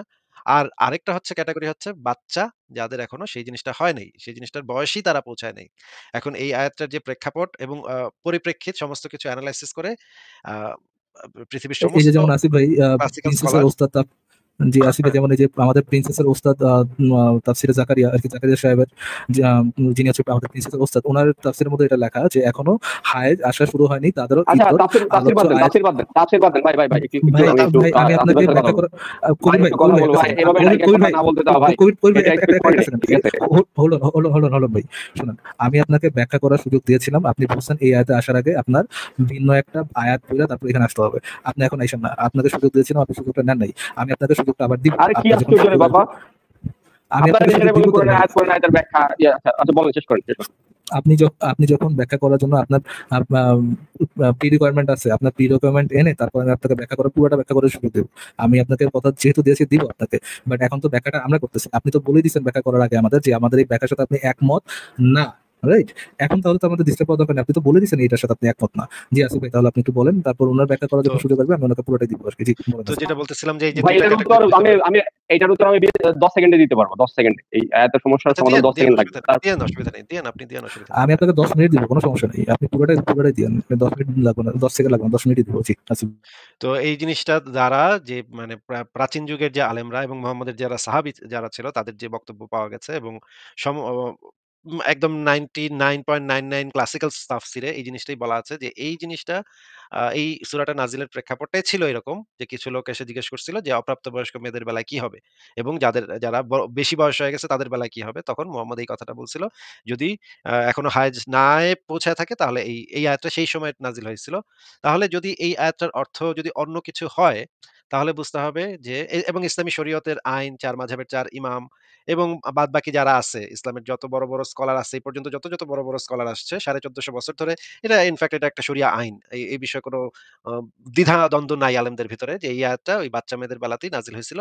এটা নিয়ে প্রাচীন যুগের আলেমদের ভিতরে কখনো কোনো মতবিরোধ ছিল না। যে এই পর্যন্ত হিস্ট্রি জানা গেছে যে ইমাম ইবনে তাইমিয়া পর্যন্ত এরকম কোনো মতবিরোধও পাওয়া যায় নাই যে এটা নিয়ে কোনো দ্বিমত আছে কারো। এবং অন্যান্য সাহাবীদের যে জীবনী গ্রন্থগুলা সেখানেও দেখা গেছে যে তারা এই কাজটা নিজেরা ব্যক্তিগত জীবনে করছে। মুহাম্মদের ব্যক্তিগত জীবন এবং ওমরের ব্যক্তিগত জীবন, আলীর ব্যক্তিগত জীবন এনালাইসিস করলে পাওয়া যায় এই ঘটনাগুলো তারা নিজেরা প্র্যাকটিস করছে। সুতরাং এটার সাথে সমস্ত কিছু যেহেতু একদম খাপে মিলে যাচ্ছে, সুতরাং বলা যায় যে এটা অবশ্যই শিশুদের বিয়ের ক্ষেত্রে এই জিনিসটা বলা হয়েছে এবং যদি কেউ এখন বলে যে না এটা শিশুদের বিয়ের ক্ষেত্রে বলা হয় নাই, তাহলে সেই ১৪৫০ বছর ধরে মুসলমানরা কোরআনের একটা আয়াতকে ভুলভাবে ব্যাখ্যা করে আইন প্রণয়ন করে শত বছর ধরে সেই আইনটাকে সমাজে এপ্লাই করার কারণে সেই মুসলমানদেরকে তো তাহলে এখন মুরতাদ ঘোষণা করতে হবে এবং তারা যে একটা জিনিস বোঝে নাই এইটার দায়িত্ব তো আল্লাহর উপরে বর্তায়। কারণ আল্লাহ এমন কি একটা নাজিল করলো যেটা বারবার বলে দিছে ব্যাখ্যা সহ, বিশ্লেষণ সহ, বিস্তারিত সহ আমি ভালোভাবে সুস্পষ্টভাবে আয়াত নাজিল করেছি। তুই মানে কি আয়াত নাজিল করলি যেটা ১৪৫০ বছর ধরে মুসলমানরা এটার মানেই বুঝতে পারল না। অ্যান্ড ১৪৫০ বছর পরে আমাদের কবির গাজী ভাই বাংলাদেশ থেকে একজন, উনি এটার আসল সত্যিকারের যে অর্থটা সেটা আল্টিমেটলি বুঝতে পারছে। বুঝতে পেরে যদি আমাদেরকে বুঝায় দেয় তাহলে আমরা খুবই মানে ধন্য হব যে উনি এটা বুঝে আমাদেরকে বুঝিয়ে দিল। 10 সেকেন্ড দেন আমাকে, 10 সেকেন্ডে হ্যাঁ, 10 সেকেন্ডে উত্তর দিচ্ছি। ঠিক আছে সমস্যা নেই। আপনি এত বছর পরে হয়তো আপনার মতো ২-১ জন আরো হয়তো ২-৪ জন বুঝছে কিন্তু তাদের সংখ্যা তো আ মানে ১০০ র বেশি হবে না। মানে হাতে গুনলে ২ হাতে গোনা যাবে। ২ হাতে ৩ হাতে গোনা যাবে আরকি। ১০০ ১৫০ র বেশি হওয়ার কথা না। এরকম ভাই মানুষ আমাকে সুযোগ দেন রে ভাই, লেকচার আপনারা লেকচার তো দিন, আপনাদেরকে লেকচার দেন, আমাকে একটু বলতে দেন রে ভাই, আপনাকে সুযোগ দেওয়া হবে। উত্তরটা দিতে দেন। আসিফ ভাই, ওকে দিতে দিব, এক সেকেন্ড। কবির ভাই, আমরা আসিফ ভাই এটা শুনলাম, আমরা জাস্ট আরেকটা দেখে আসি, একটা ছোট ভিডিও দেখে আসি ভাই। এই মুহূর্তে আমরা দেখতে পাচ্ছি সূরা তালাকের তাফসীর আমরা দেখতে পাচ্ছি। এটা হচ্ছে তাফসীর ইবনে কাসির ইসলামিক ফাউন্ডেশনের বাংলা অনুবাদ। এটার 11 নম্বর খণ্ড 163 নম্বর পৃষ্ঠা আমরা দেখতে পাচ্ছি যে সূরা তালাকের 4 নম্বর আয়াতের তাফসীর। তো এখানে যে তথ্যটা আছে যে দেখো, এখানে বলা হচ্ছে যে আয়াতের যে শানি নুজুলটা, সেই শানি নুজুলটা এখানে কিন্তু উল্লেখ আছে। সেটা হচ্ছে যে দেখো, ইবনে জারির রাহিমাহুল্লাহ, আবু কুরাইব ইবনে সাঈদ রাহিমাহুল্লাহ, আমর ইবনে সালিম রাহিমাহুল্লাহ বর্ণনা করেন যে উবাই ইবনে কাব রাদিয়াল্লাহু তাআলা একদিন বলেন যে আল্লাহ রাসূল অনেক মহিলাদের ইদ্দত সম্পর্কিত কোরআনে কিছু উল্লেখ করা হয়নি, যেমন অপ্রাপ্ত বয়স্কা মেয়ে। দেখুন এখানে অপ্রাপ্ত বয়স্কা মেয়ের কথাটা উল্লেখ আছে, ও গর্ভবতী নারী। তখন আল্লাহ তাআলা এই আয়াতটি নাজিল করেছেন। এই আয়াত নাজিল করেছেন এবং এই হাদিস দ্বারা ইবনে জারির রাহিমাহুল্লাহ দলিল পেশ করেন। মানে এই যে হাদিসটা যে উবাই ইবনে কাব রাদিয়াল্লাহু আনহু যখন এই প্রশ্নটা করেছেন, তখন এর জবাবে আল্লাহ তাআলা এই আয়াতটা নাজিল করেছেন। এই হাদিস দিয়ে মানে কোরআনের অন্যতম প্রাচীন তাফসীর কাও ইমাম ইবনে জারির তাবরি রাহিমাহুল্লাহ দলিল পেশ করেছেন। মানে আলেমরা এই হাদিসটা থেকে দলিল নিয়েছেন। কাজী যেহেতু এখানে অপ্রাপ্ত বয়স্কা মেয়েদের অর্থাৎ নাবালিগা মেয়েদের ইদ্দতের ব্যাপারে বিধান নাজিল হয়েছে, কাজী যেহেতু ইদ্দতের সাথে তো সহবাসের একটা সম্পর্ক আছে, কাজী আমি এখান থেকে বলেছি যে হ্যাঁ সাধারণভাবে সহবাস তো বৈধ। কিসের ভিত্তিতে আমি বলেছি? আমি কি এটা আসলে আলেমদের মতামত না জেনে আমি নিজে নিজে ব্যাখ্যা করেছি? আমি প্রথমেই দেখালাম যে তাফসীরটায় দেখতে পাচ্ছি একটা হাদিস যেখানে ইমাম ইবনে জারির রাহিমাহুল্লাহর মতো প্রাচীন মুফাসসির দলিল নিয়েছেন, যেখান থেকে অপ্রাপ্ত বয়স্কা মেয়ে অর্থাৎ নাবালিগা মেয়েদের ইদ্দতের ব্যাপারে দলিল নেওয়া হয়েছে। আরো দেখুন, এই মুহূর্তে আমরা স্ক্রিনে দেখতে পাচ্ছি সৌদি যে ফতোয়া বোর্ড, সেই ফতোয়া বোর্ডের ওয়েবসাইট আর কি, মানে the permanent committee for the scholarly research and Ifta. দেখুন এখানে বলা আছে মেম্বার বকর আবু যায়েদ, সালিহ আল ফাউজান, আব্দুল আজিজ আল শাইখ, আব্দুল আজিজ বিন আব্দুল্লাহ বিন বাজ রাহিমাহুল্লাহ। তারা হচ্ছে এই বর্তমান সময়ের সর্বশ্রেষ্ঠ ফকিহদের কয়েকজনের নাম। এটা হচ্ছে যে সৌদির ফতোয়া বোর্ডের মানে ফতোয়াগুলো এই ওয়েবসাইটে দেওয়া হয়। এই ওয়েবসাইটটাতে দেখো, তো এইখানে একদম সরাসরি বিষয় প্রশ্ন করা হয়েছে। দেখুন প্রশ্নটা করেছে, is it true that the prophet's marriage to Aisha while still young was one of। দেখুন তো বলা হচ্ছে যে এটা কি সত্য যে রাসূল সাল্লাল্লাহু আলাইহি ওয়াসাল্লামের সাথে আয়েশা রাদিয়াল্লাহু আনহা বিবাহের ব্যাপারটা থেকে পুরো উম্মাহ কি দলিল নিতে পারবে? প্রশ্নটা করা হয়েছে। এরপর বলা হচ্ছে যে is it permissible to consummate marriage with immature girl, মানে হচ্ছে মানে নাবালিগা মেয়ের সাথে বিবাহ কনজিউমেট করা বা বাসর করা, এটা কি আসলে বৈধ? তারপর বলেছে if not then should she observe 3 months at iddah. মানে এক্স্যাক্টলি যে বিষয়টা নিয়ে আমরা আলোচনা করছি যে আসলে এই যে সূরা তালাকের 4 নম্বর আয়াত থেকে কি আসলে অপ্রাপ্ত বয়স্কা বা নাবালিগার সহবাস বা সাথে সহবাস জায়েজ হওয়ার দলিল পাওয়া যায় কিনা, এটাই এখানে প্রশ্ন করা হয়েছে। তো ফতোয়া বোর্ড থেকে উত্তরটা দেওয়া হচ্ছে কি দেখুন, যে দি প্রফেট সাল্লাল্লাহু আলাইহি সাল্লাম, দেখুন তারপরে আমি হাদিস সরি কোথায় Aisha radhiyallahu anha when she was 6 years old, he consummated the marriage in Al Madinah when she was 9 years old. তারপর দেখুন actually this is not a particularity just for him, thus it is permissible to contract the marriage of an immature girl and consummate it। মানে বলা হচ্ছে যে রাসূল সাল্লাল্লাহু আলাইহি ওয়াসাল্লাম আয়েশা রাদিয়াল্লাহু আনহাকে বিবাহ করেছেন 6 বছর বয়সে এবং মদিনায় তিনি যখন বাসর করেছেন বা ম্যারেজটা কনজিউমেট করেছেন তখন তার বয়স ছিল 9 বছর। তারপর বলছে actually this is not particularity just for him, যে এটা শুধুমাত্র তার জন্য না, বরং বলা হচ্ছে thus it is permissible to contract the marriage of an immature girl and consummate it। মানে সাধারণভাবেই এটা বৈধ, যে যদি নাবালিগাও হয় তাহলে বিবাহ কনজিউমেট করা বৈধ। আর বলা হচ্ছে even before maturity if she is able to, বলা হচ্ছে যে এমনকি বয়ঃসন্ধিকালে পৌঁছার আগেও, তারপর বলা হচ্ছে if she is able to, যদি সে সক্ষম হয়। তারপর বলা হচ্ছে as for the iddah of an immature girl, Allah subhanahu wa ta'ala define the iddah of those who have passed the age of marriage also than those who are still immature to be 3 months। তারপরে দেখুন এখানে সূরা তালাকের 4 নম্বর আয়াতটা সেখানে coat করা হয়েছে। মানে এই আলেমরাও সূরা তালাকের 4 নম্বর আয়াতটাকে দলিল নিয়েছেন যে মানে নাবালিগার সাথে বিবাহ এবং সহবাস যে জায়েজ, এটার পক্ষে এই বড় বড় ফকিহ আলেমরা এই আয়াত থেকে দলিল নিয়েছে। আমি এটা তাফসীর ইবনে কাসির থেকে দেখেছি, ইমাম ইবনে জারির রাহিমাহুল্লাহ পূর্ব যুগের আলেমরা যেভাবে দলিল নিয়েছেন, এই বড় বড় আলেমরা সৌদি ফতোয়া বোর্ডের তারাও এভাবেই দলিল নিয়েছে। আচ্ছা ফারাজ ভাই, আচ্ছা, আমার লাস্ট একটা কথা বলার ছিল, এটা একটু আমি কি একটু বলবো কিনা? আসিফ ভাই আমি জাস্ট একটা ছোট, আচ্ছা হ্যাঁ আসিফ ভাই আপনার যদি ছোট হয়ে বলে দেন, আমি তারপর একটা পয়েন্ট করে আমি কবির ভাইকে ছেড়ে দিব আর কি, মানে কবির ভাইয়ের কাছে মাইক ছেড়ে দিব আর কি। লাস্ট যে জিনিসটা আমার বলার ছিল যে 1450 বছর ধরে যে মানুষ এই জিনিসটা বুঝতে পারলো না, এই আয়াতের যে অর্থটা, আসল অর্থটা যেটা কবির গাজী ভাই বুঝতে পারছে, সেটা 1450 বছর ধরে, যত বছর ধরে যে খিলাফত আমল হইলো, শরিয়ত ভাই আপনি যায়েন না আসিফ ভাই, আপনি যায়েন না, আপনিও বুঝতে পারবেন, আপনি আমার থেকে অনেক জ্ঞানী, আপনি বুঝতে পারবেন। না আমি আমি আমি আমি তো আমি তো ধরে নিচ্ছি যে আপনি বুঝতে পারছেন, এই জিনিসটা ধরে নিয়ে আমি কথাটা আগাচ্ছি। এই যে আপনি যে এই জিনিসটা বুঝতে পারছেন, এই জিনিসটা কিন্তু মানে বৈজ্ঞানিকভাবে যখন এই জিনিসটা মানুষ জানতে পারলো যে অপ্রাপ্তবয়স্ক মেয়েদের সাথে বিয়ে করলে কি কি ক্ষয়ক্ষতি হয়, শারীরিক এবং মানসিক ক্ষয়ক্ষতি হয়, যেটা আন্তর্জাতিকভাবে একটা প্রেসার ক্রিয়েট করা হইলো পুরা মানে জাতিসংঘ থেকে, ইউনিসেফ থেকে, যে বিভিন্ন দেশের উপর প্রেসার আসিফ ক্রিয়েট ভাই করার আমি পরে, সহজ সরল মানুষ, শেষ আমার করি এত ভাই কিছু বলেন প্লিজ আসিফ ভাই। প্লিজ ভাই, আরে ভাই কবির ভাই আমার কথাটা শেষ করতে দেন তো ভাই, কথাটা শেষ করতে দেন। এই যে ইউনিসেফ থেকে যে প্রেসার ক্রিয়েট করা হইলো বিভিন্ন দেশে দেশে, সচেতনতা তৈরি করা হইলো যে বাচ্চা মেয়েদেরকে যেন প্রাপ্তবয়স্ক হওয়ার আগে বিয়ে না দেয়, এই সচেতনতার পরে গিয়ে কবির ভাই জিনিসটা বুঝতে পারলো যে কোরআনে আসলে ওইটা বোঝায় নাই, এইটা বুঝাইছে। তার মানে যদি আমরা এটা, তার মানে আমরা বুঝতে পারি যে কোরআনে যে জিনিসগুলা বলা আছে সেই জিনিসগুলা মানুষ বৈজ্ঞানিক গবেষণা দিয়ে আবিষ্কার করার আগ পর্যন্ত মানুষ কোরআনের আয়াতের অর্থ বুঝতে পারে না।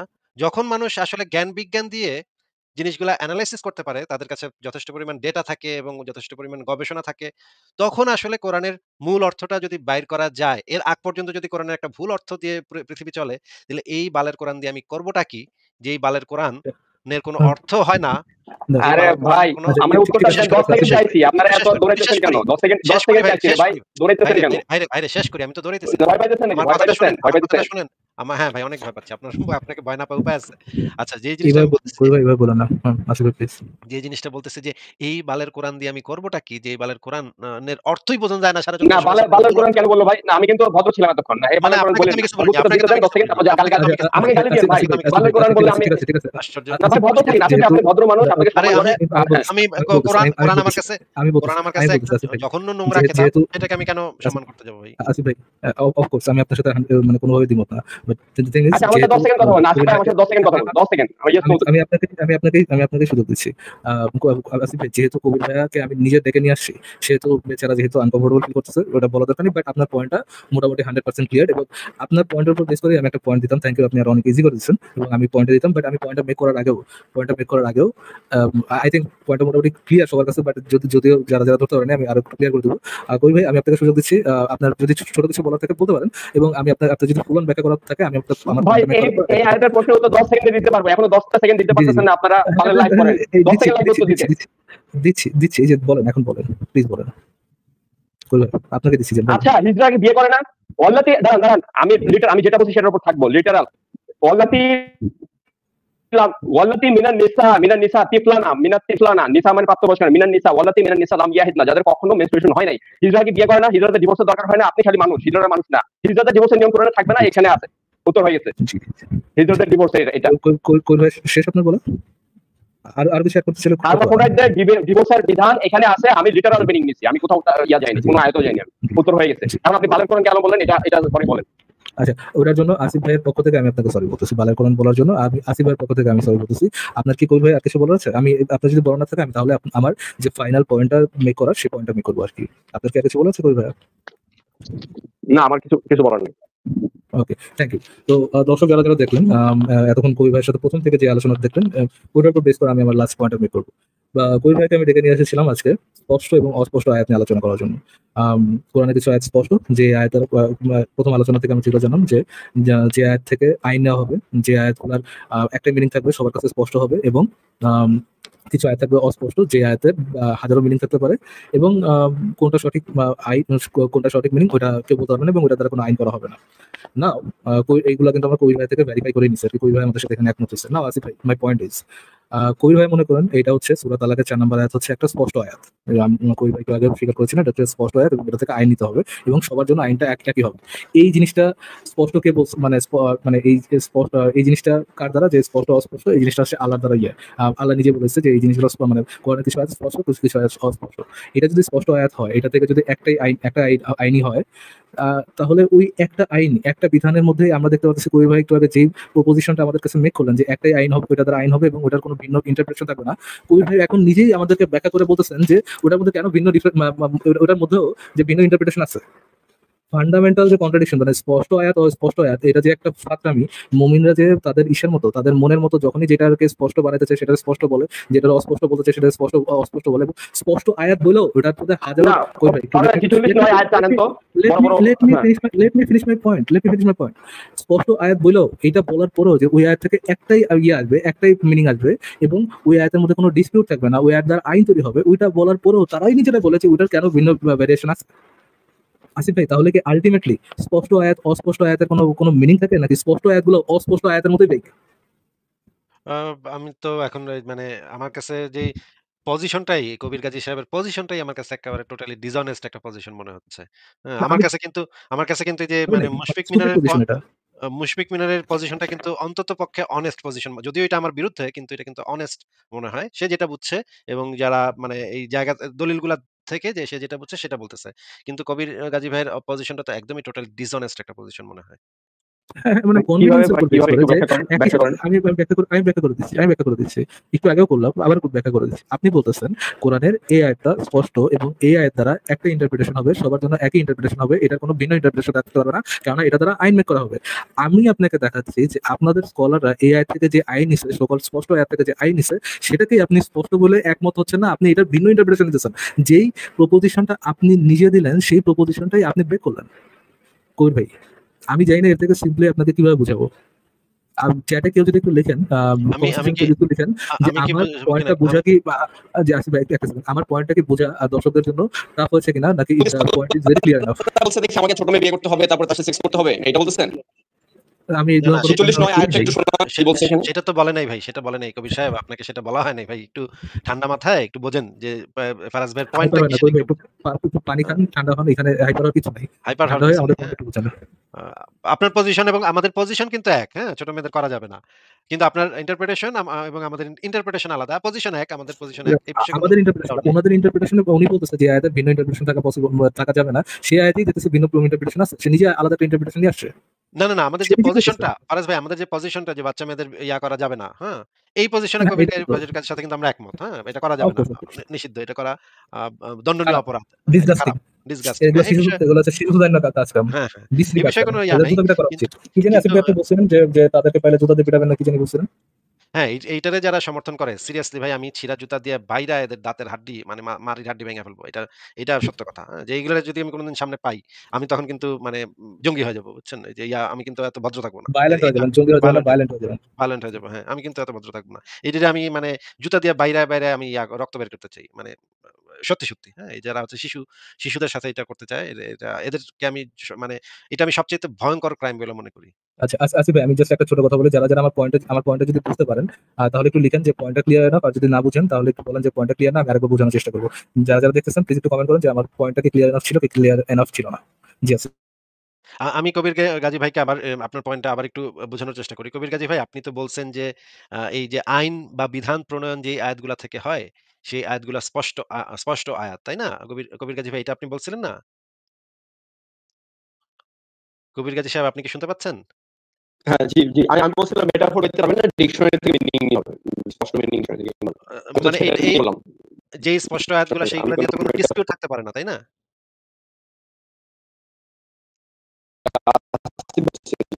কথা বোঝা যাচ্ছে না আপনার চারের কথা বোঝা বিদেশি আয়াত থেকে বলছিলাম কোরআন নো কন্ট্রাডিকশন, মানে কোনো কথা বোঝা যাচ্ছে না ওনার কথা ক্লিয়ার না। আচ্ছা কই ভাই আপনার কথা কিন্তু বোঝা যাচ্ছে না। আপনি আসিফ ভাই যতটুকু বলে অতটুকু ক্লিয়ার দেন, আমি আপনাকে তো বলছি যে যে আমি আপনাকে পুরোটা সুযোগ দিব বোঝানোর। আপনি দেখাবেন, আপনি নিজেই দেখাবেন যে আপনি যেখানে বলছেন এই আয়াতের ভিন্ন ইন্টারপ্রিটেশন থাকতে পারে না, আপনি আধা ঘন্টা ধরে বুঝায়েন যে এই আয়াতের কেন ভিন্ন ইন্টারপ্রিটেশন আছে, পুরোটা দেখেন সমস্যা নেই তো আমার। হ্যাঁ। আবার তো প্রত্যেকটা যুদ্ধে আপনার সাথে জেতা দরকার নেই, আপনি পুরোটা দেখেন। যদি নিজের কবর নিজে করতে চান, আমার কি আছে, আমি আপনার চেয়ার করবো দরকার হলে। কি আছে ভাই, আমার কি করার দরকার আছে সেটা দেখানো না? ওখানে শিশু সুদানের কথা বলাই আছে, আমি যদি যেখানে দেখাইতে পারতেছি যে সে বলতেছে যে না ওই আয়াতে আয়াতগুলো স্পষ্ট থাকবে এবং ভিন্ন ভিন্ন ইন্টারপ্রিটেশন নেওয়া যাবে না, সেখানে সে যদি দেখায় যে ওই আয়াতের ভিন্ন কেন ইন্টারপ্রিটেশন আছে, আমার জন্য আমার দরকার আছে তাকে দেখাও ভাই, তুমি মন খুলে দেখাও। আচ্ছা, আমি এটা লিখে দিই, হ্যাঁ? উনি বোধহয় বুঝতে পারছে না।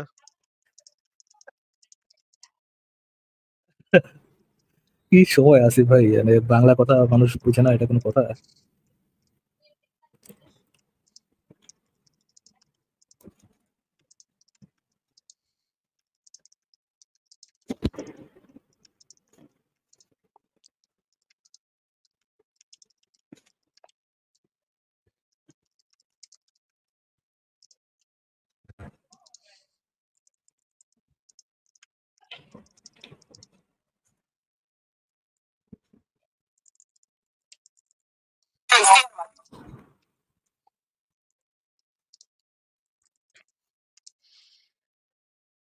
আচ্ছা, আমি এটা করছি, মোটামুটি লিখছি। দেখেন তো স্পষ্ট ফারাজ ভাই। আয়াত থেকে আইন আসে, তাই ভিন্ন ব্যাখ্যা থাকতে পারে না, কিন্তু 1400 বছর ধরে বিভিন্ন আলেম এই আয়াতের ভুল ব্যাখ্যা করেছে, যদিও এটি একটি স্পষ্ট আয়াত। এবং ওই একটু লিখে দেন আসিফ ভাই, ওই ব্যাখ্যার সাথে আমি একমত নই, দেখে দেখাবো যে ওটার কেন ভিন্ন ইন্টারপ্রিটেশন আছে।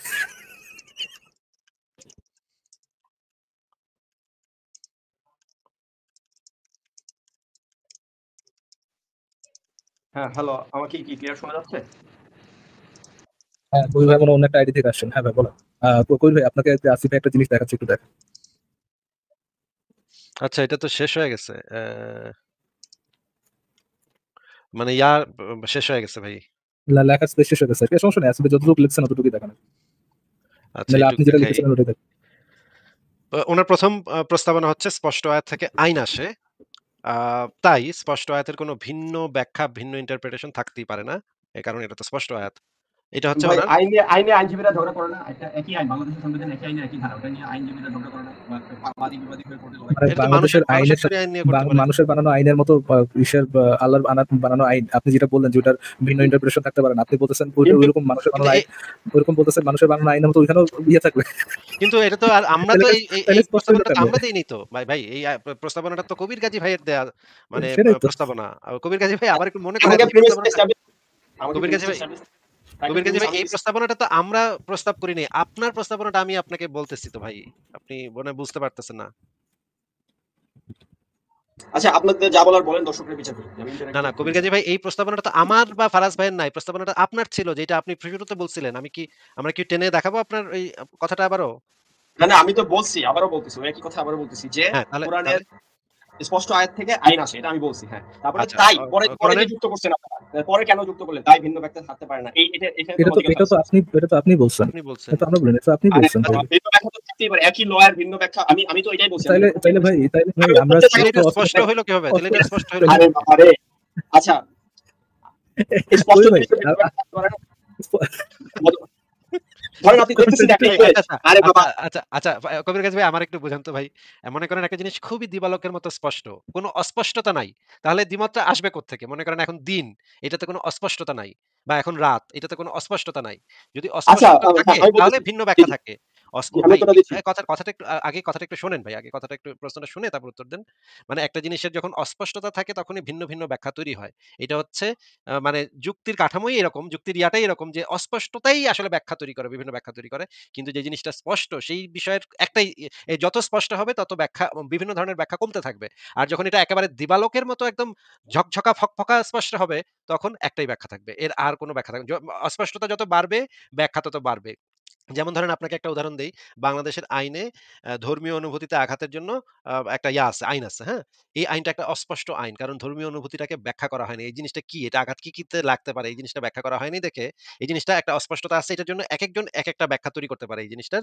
ধর্মীয় অনুভূতিতে একজন ব্যাখ্যা করতে পারে যে শুধুমাত্র ইসলামকে আঘাত করলে এইটা হবে। আরেকজন ব্যাখ্যা করতে পারে না সাহাবীদের করলেও হবে। আরেকজন ব্যাখ্যা করতে পারে এই যে আপনারাও সেটাকে করতেছেন ধর্মীয় অনুভূতিতে আঘাত করতেছেন যে যারা আহলে কোরআন তারাও ধর্মীয় অবমাননাকারী এটাও ব্যাখ্যা করতে পারে অনেকে। কারণ এই জিনিসটা তো অস্পষ্ট। আইনটাই অস্পষ্ট দেখে ভিন্ন ভিন্ন ব্যাখ্যা ভিন্ন ভিন্ন মানুষের কাছে তৈরি হচ্ছে। কিন্তু আইনটা যদি প্রিসাইজলি একদম খুবই পরিষ্কারভাবে স্পষ্ট থাকতো, হুম? যেমন ধরেন আরো অনেকগুলো স্পষ্ট আইন কিন্তু বাংলাদেশে আছে। যেই আইনগুলো একদম মানে ঝকঝকা ফকফকা কোনো অস্পষ্টতা নাই।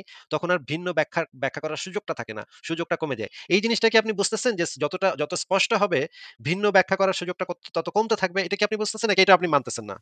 আচ্ছা, আপনাদের রিফ্রেশ করি কথাটা, যত স্পষ্ট হবে তত ভিন্ন ব্যাখ্যা কমতে থাকবে, মানে স্পষ্ট স্পষ্ট আপনি এটা স্পেকট্রাম হিসেবে দেখতেছেন, তাই তো?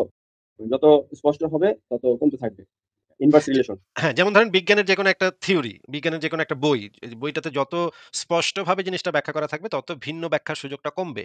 ভুল ব্যাখ্যার সুযোগটা কমবে, এই দিক সেদিক ব্যাখ্যার সুযোগটা কমবে। আর যখনই জি, সেটা আমি একমত, অস্পষ্ট আমি হবে একমত, জি, আমি যখনই এই একমত। জিনিসটা অস্পষ্ট হবে তখন বিভিন্ন জন বিভিন্ন ধরনের ব্যাখ্যা করা শুরু করবে। এটা দ্বারা মনে হয় এটা বুঝাইছে। একজন বলবে এটা দ্বারা মনে হয় নিশ্চয়ই এটা বুঝাইছে, লেখক নিশ্চয়ই এটা বুঝাইছে। এই যে যত অস্পষ্ট হয় তত যেমন কবিতার অনেক অর্থ হয়। যেমন ধরেন জীবনানন্দ দাশের একটা কবিতা, ওটা আপনি ১ লাখ অর্থ তৈরি করতে পারবেন। কারণ ওইটা জিনিসটাই এমন অস্পষ্ট ধোঁয়াশে মানে ওইটার মূল অর্থটাই মানে কবি কি বুঝাইছে সেটা বোঝা অনেক মুশকিলের একটা ব্যাপার। কারণ জীবনানন্দ বেড়াই ছিল এমন একটা ধোঁয়াশা মার্কা ব্যাটা যে কি লিখছে এবং কেমনে লিখছে কই থেকে কি এগুলো বোঝা মুশকিল। হ্যাঁ? অনেক ব্যক্তি তো। এই কারণে এই যেমন ধরেন লালন ফকিরের গান, অনেক গান আছে অস্পষ্ট, বোঝা যায় না। ওই যে সহজ মানুষ বলতে কি বোঝানো হইছে, এই জিনিসটা দ্বারা আসলে কি মিন করতেছে লালন ফকির। কারণ এই গানগুলা গান, কবিতা এগুলো জিনিসগুলাই হচ্ছে অস্পষ্টতা তৈরি করে এবং মানুষের ভিতরে ভিন্ন ভিন্ন ব্যাখ্যা তৈরি করে। আর জিনিসটা যত একাডেমিক হয়, যত বৈজ্ঞানিক গবেষণা হয়, তত জিনিসটা স্পষ্ট করা হয়, আইন হয়। বিভিন্ন দেশের আইন বিচার ব্যবস্থাতে এই স্পষ্টতা হচ্ছে একটা মূল উপাদান, যেটা থাকলে ভিন্ন ব্যাখ্যার সুযোগটা কম থাকে। যখনই আরেকটা ভিন্ন ব্যাখ্যা আসে তখনই আরো আইনটাকে আরো স্পষ্ট করে লিখতে হয়, ব্যাখ্যাটা লিখতে হয়, ওইটা টিকা লিখতে হয় যে এইটা শব্দটা দ্বারা এই জিনিসটা বোঝানো হচ্ছে। তখন জিনিসটা আরো স্পষ্ট হয়ে যায়, তখন ভিন্ন ব্যাখ্যার সুযোগটা কমে যায়। এই স্পষ্ট আয়াত মানেই হচ্ছে গিয়ে ভিন্ন ব্যাখ্যার সুযোগ নাই। আপনি কি এবার বুঝতে পারছেন? জি, অস্পষ্ট স্পষ্ট আমি, হ্যাঁ, জি, বুঝতে পারছি। এখন আমার যে পয়েন্টটা ছিল, কোরআনে মুবিন আছে, মুবিন মানে শুধু স্পষ্ট না, ক্লিয়ারিফাই করা, এক্সপ্লেইন, অনেক কিছু, ওদিকে যাব না আমি। আমি জাস্ট বলতেছি, ধরেন আমি খাতা নিলাম একটা, হ্যাঁ? ধরেন খাতার মধ্যে আমি ইউএসএ লিখলাম, ধরেন ইউএসএ লিখলাম। এখন আমি যখন ইউটা এমন ভাবে লিখলাম, আপনার কাছে মনে হচ্ছে এটা কি ইউ লিখছি নাকি ভি লিখছি, আপনি বুঝতেছেন না। এইটা আপনার কাছে এখন স্পষ্ট না, অস্পষ্ট। তারপরে আমি যখন বললাম তাহলে আপনার লেখাটা আমি অস্পষ্ট। তাহলে আমি বলব যে হ্যাঁ আপনার লেখাটা অস্পষ্ট হইছে। এটা তো হ্যাঁ স্পষ্ট জি জি হয়নি। জি জি জি কিন্তু তারপরে যখন আমি বললাম যখন আল্লাহ বলে দিবে, আল্লাহ গ্যারান্টি দিয়ে দিবে এখানে স্পষ্ট বলা, স্পষ্ট আয়াত এটা, তখন কিন্তু আপনি আপনার স্পষ্টতার থেকে কিন্তু ওই অস্পষ্টতা অনেক বেশি স্পষ্ট, তাই না? জি আমি ওই জায়গায় যাচ্ছি, ওই জায়গায় যাচ্ছি। আমি আমি যতটুকু বুঝছি এটা বলে নিন।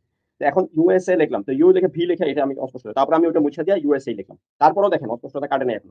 এখন ইউএসএ দিয়ে আমি কি বুঝবো? ইউনাইটেড স্টেটস অফ আমেরিকা বুঝবো নাকি ইউনাইটেড সকার অ্যাসোসিয়েশন বুঝবো নাকি আরো অনেক কিছু বুঝবো? তারপরে আপনি জিজ্ঞেস করলেন যে কবির ভাই এখানে তো ইউএসএ হবে নাকি ইউনাইটেড সকার অ্যাসোসিয়েশন, আমি বুঝতেছি না, একটু সহজ কথা। আমি আপনাকে বললাম ইউএসএ দ্বারা আমি ইউনাইটেড স্টেটস অফ আমেরিকা বুঝেছি। এই স্টেপ গুলো পার করার পরে কিন্তু স্পষ্ট হইল বিষয়টা। এখানে না, না, ডিবেট গুলো ভাই, যখন ডিবেট স্পষ্ট গুলো করে এতটা দিচ্ছেন, সহজ না। যখন জি। আপনি স্পষ্ট করে দিচ্ছেন, তখন এই ভুল ব্যাখ্যা করার সুযোগটা কমে গেল দেখেন। কিন্তু আপনি যতক্ষণ পর্যন্ত স্পষ্ট করেন নাই, ততক্ষণ পর্যন্ত ফারাজ ভাই বলবে এটা দ্বারা মনে হয় কবির কাজী ভাই এটা বুঝাইছে। আমি বলব না, ওইটা বুঝায় নাই, সেটা বুঝাইছে। এই যে ৩-৪ ধরনের ব্যাখ্যা তখন বিভিন্ন জন তৈরি করবে।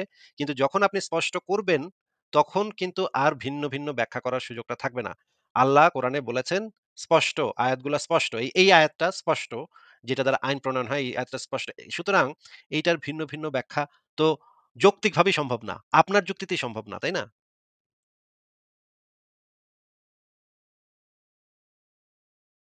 হ্যাঁ, কবির গাজী ভাই বলেন বলেন। কবির ভাই বলেন। হয় আপনার মানতে হবে এটা একটা অস্পষ্ট আয়াত, এটা আপনার মানতে হবে। তাইলে ভিন্ন ব্যাখ্যার সুযোগ আছে। আর আচ্ছা অথবা ভাই, আপনার তো বলতে হবে যে এটা স্পষ্ট আয়াত, কিন্তু তারপরে এটার ভিন্ন ব্যাখ্যা আছে। তার মানে তো এটাই আল্টিমেটলি দাঁড়াচ্ছে এটা স্পষ্ট না। আল্লাহ ঠিকভাবে স্পষ্ট করতে পারেনি। মানে এখন ভাই একটু ক্যাটাগরি গুলো বুঝতে হবে প্রকার ভেদ। আমি ক্যাটাগরিতে যাওয়ার আগে একটা আয়াত দেখাতে চাচ্ছি। 12 নম্বর সূরা 2 নম্বর আয়াত। একটু স্ক্রিনে নিয়ে আসতে পারবেন ভাই? ভাই আপনি তো আবার অন্যদিকে যেতেছেন ভাই, আমরা স্পষ্ট অস্পষ্টতে তো আরে ফাউন্ডেশনে একটা, ক্লিয়ার হইলাম না তাহলে। আচ্ছা আমি পড়ে শোনাই। ফাউন্ডেশনে ক্লিয়ার হইলাম না, আচ্ছা দাঁড়ান এগুলো একটু শুনেন ভাই। মুহকামাত আয়াত। ল ডিরাইভ করে জি জি জি জি জি। Okay, ঠিক আছে তাহলে না আমি আরো একটু আগের ক্লিয়ার করি ভাই, থেকে দর্শকদের যে এই পয়েন্টটা আরো একটু ক্লিয়ারিফাই করি, আরো একটু ক্লিয়ারিফাই করি। জিনিসটা দেখেন যে আপনি ল ডিরাইভ করছেন, মানে আমি শুরুতেই বলছি যেখান থেকে ল নেওয়া হবে মুহকামাত আয়াত। ল ডিরাইভ করে ফেলছেন। এখন ল যদি অস্পষ্ট থাকে ভাই, ওটা ল তো কেউ বুঝবেই না, যে ল বুঝবেই না সে মানবে কেমনে? আসিফ ভাই কি বললেন ওটাই, ক্লিয়ার কাট কয়টা হইতে হবে কি মানে বলে হাসিফ বুঝিনি ভাই? কবির ভাই, মানে বুঝতে পারিনি তো, আপনার কথার মানেটা বুঝতে পারিনি। যদি একটু বুঝাই দিতেন। ওই তো এই যে দেখেন বললেন তো আপনি একটাই অস্পষ্ট, হবে। দেখেন অস্পষ্ট কথা বলছেন, এখন মানে বুঝতে পারতেছি না। এখন আমি একটা মানে ব্যাখ্যা করব, ফারাজ ভাই আরেকটা মানে ব্যাখ্যা করবে। এটাই তো বললাম, এগুলো অনেক অনেক ক্রিটিক্যাল ডিবেট। আমার ভাই সব ডিবেটের এটা কি মানে ক্রিটিক্যাল ডিবেট নাকি ভাই? শুরুতেই আপনারা বলছি কোরআনের এই ডিবেট না, ইমপ্রেসিং মানে এগুলো আয়াতগুলা অ্যানালাইসিস করা।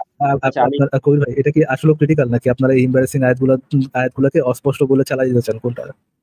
না, আমি কোরআন যেহেতু আল্লাহকে দোষ দিচ্ছেন, আল্লাহর আয়াতই শোনাই আপনাদেরকে।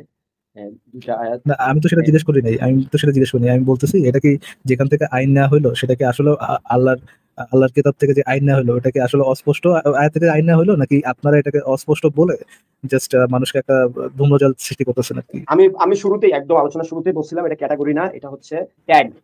আপনি এটা লোকেশন ভিত্তিক, কাল ভিত্তিক, আপনি তো হোয়াটস দ্য আপনি যেখান ফ্রিকিং থেকে ল ডিফারেন্স নিতে ভাই? পারবেন না কবির ভাই অটোমেটিক্যালি, আপনি ল নিতে ডিফারেন্স পারেন কি নাই মানে হয়? ওটা আপনার মুতাশাবিহাত। ল নিতে ট্যাগ পারেন ছাড়া নাই কি মানে ক্যাটাগরি হয় ভাই? ট্যাগ না ছাড়া না কি ক্যাটাগরি হয়? ক্যাটাগরি মানে ফিক্সড ট্যাগ, মানে আপনি ট্যাগিং করবেন, একটা ফ্লেক্সিবিলিটি আল্লাহ ও দিয়েছে। আল্লাহ আচ্ছা বলে আচ্ছা, দেন তার মানে কোন স্পষ্ট না না মাঝে মাঝে আল্লাহ আচ্ছা হয়তো নবী ফিক্স কি না, ভুলে গেছে? স্পষ্ট জিনিস। ভাই ভাই দাদা কই ভাই আপনার কথাটা একটু বলছি। আপনি বলুন ক্যাটাগরি মানে ফিক্স, আর এটা ক্যাটাগরি না, তার মানে কি মানে কোরআনের যে স্পষ্ট আয়াত সেটা মাঝে মাঝে আবার অস্পষ্ট হইতে পারে, আবার যেগুলো অস্পষ্ট আয়াত সেটা মাঝে মাঝে স্পষ্ট হইতে পারে, এরকম? হ্যাঁ, কিভাবে হয় একটু বলি, কিভাবে হয় একটু বলি। যেমন আল্লাহ বলছে যে একটু একটু বলি ভাই, একটু বলতেন না, হাসেন, সমস্যা নাই।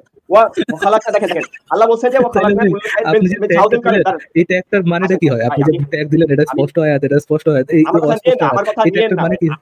আমার কথা নিয়েন না। আমি তো আমি ভাই আমি আপনার কথা নিয়েই তো কথা বলবো রে ভাই, আপনি তো কথা বলতেছেন, আপনার কথা নিয়ে তো শুনেন কথা শুনেন বলবো, শুনেন কার কথা শুনেন নিয়ে কথা বলবো? শুনেন আপনাদের প্রশ্ন যেটা করেন আপনারা ওইটাই আরে বলতেছি। আমি আল্লাহ মনে বলছে করি কবির ভাই ভাই বলতে আমাদের দেন যে রে ভাই, পয়েন্টটা মেক কিভাবে করার। স্পষ্ট একটু বলতে দেন রে ভাই, বলতে দেন বলতে দেন। আচ্ছা আপনাদের আমি তো তো বলতে পারবো না। অস্থির হয় না, একটু থামেন ভাই, বুঝছি, থামেন একটু। আমাদের যে পয়েন্টটা মেক করা আছে ভাই, আমি মনে করি প্রিটি মাচ পয়েন্টটা মানে খুবই ক্রিস্টাল ক্লিয়ার।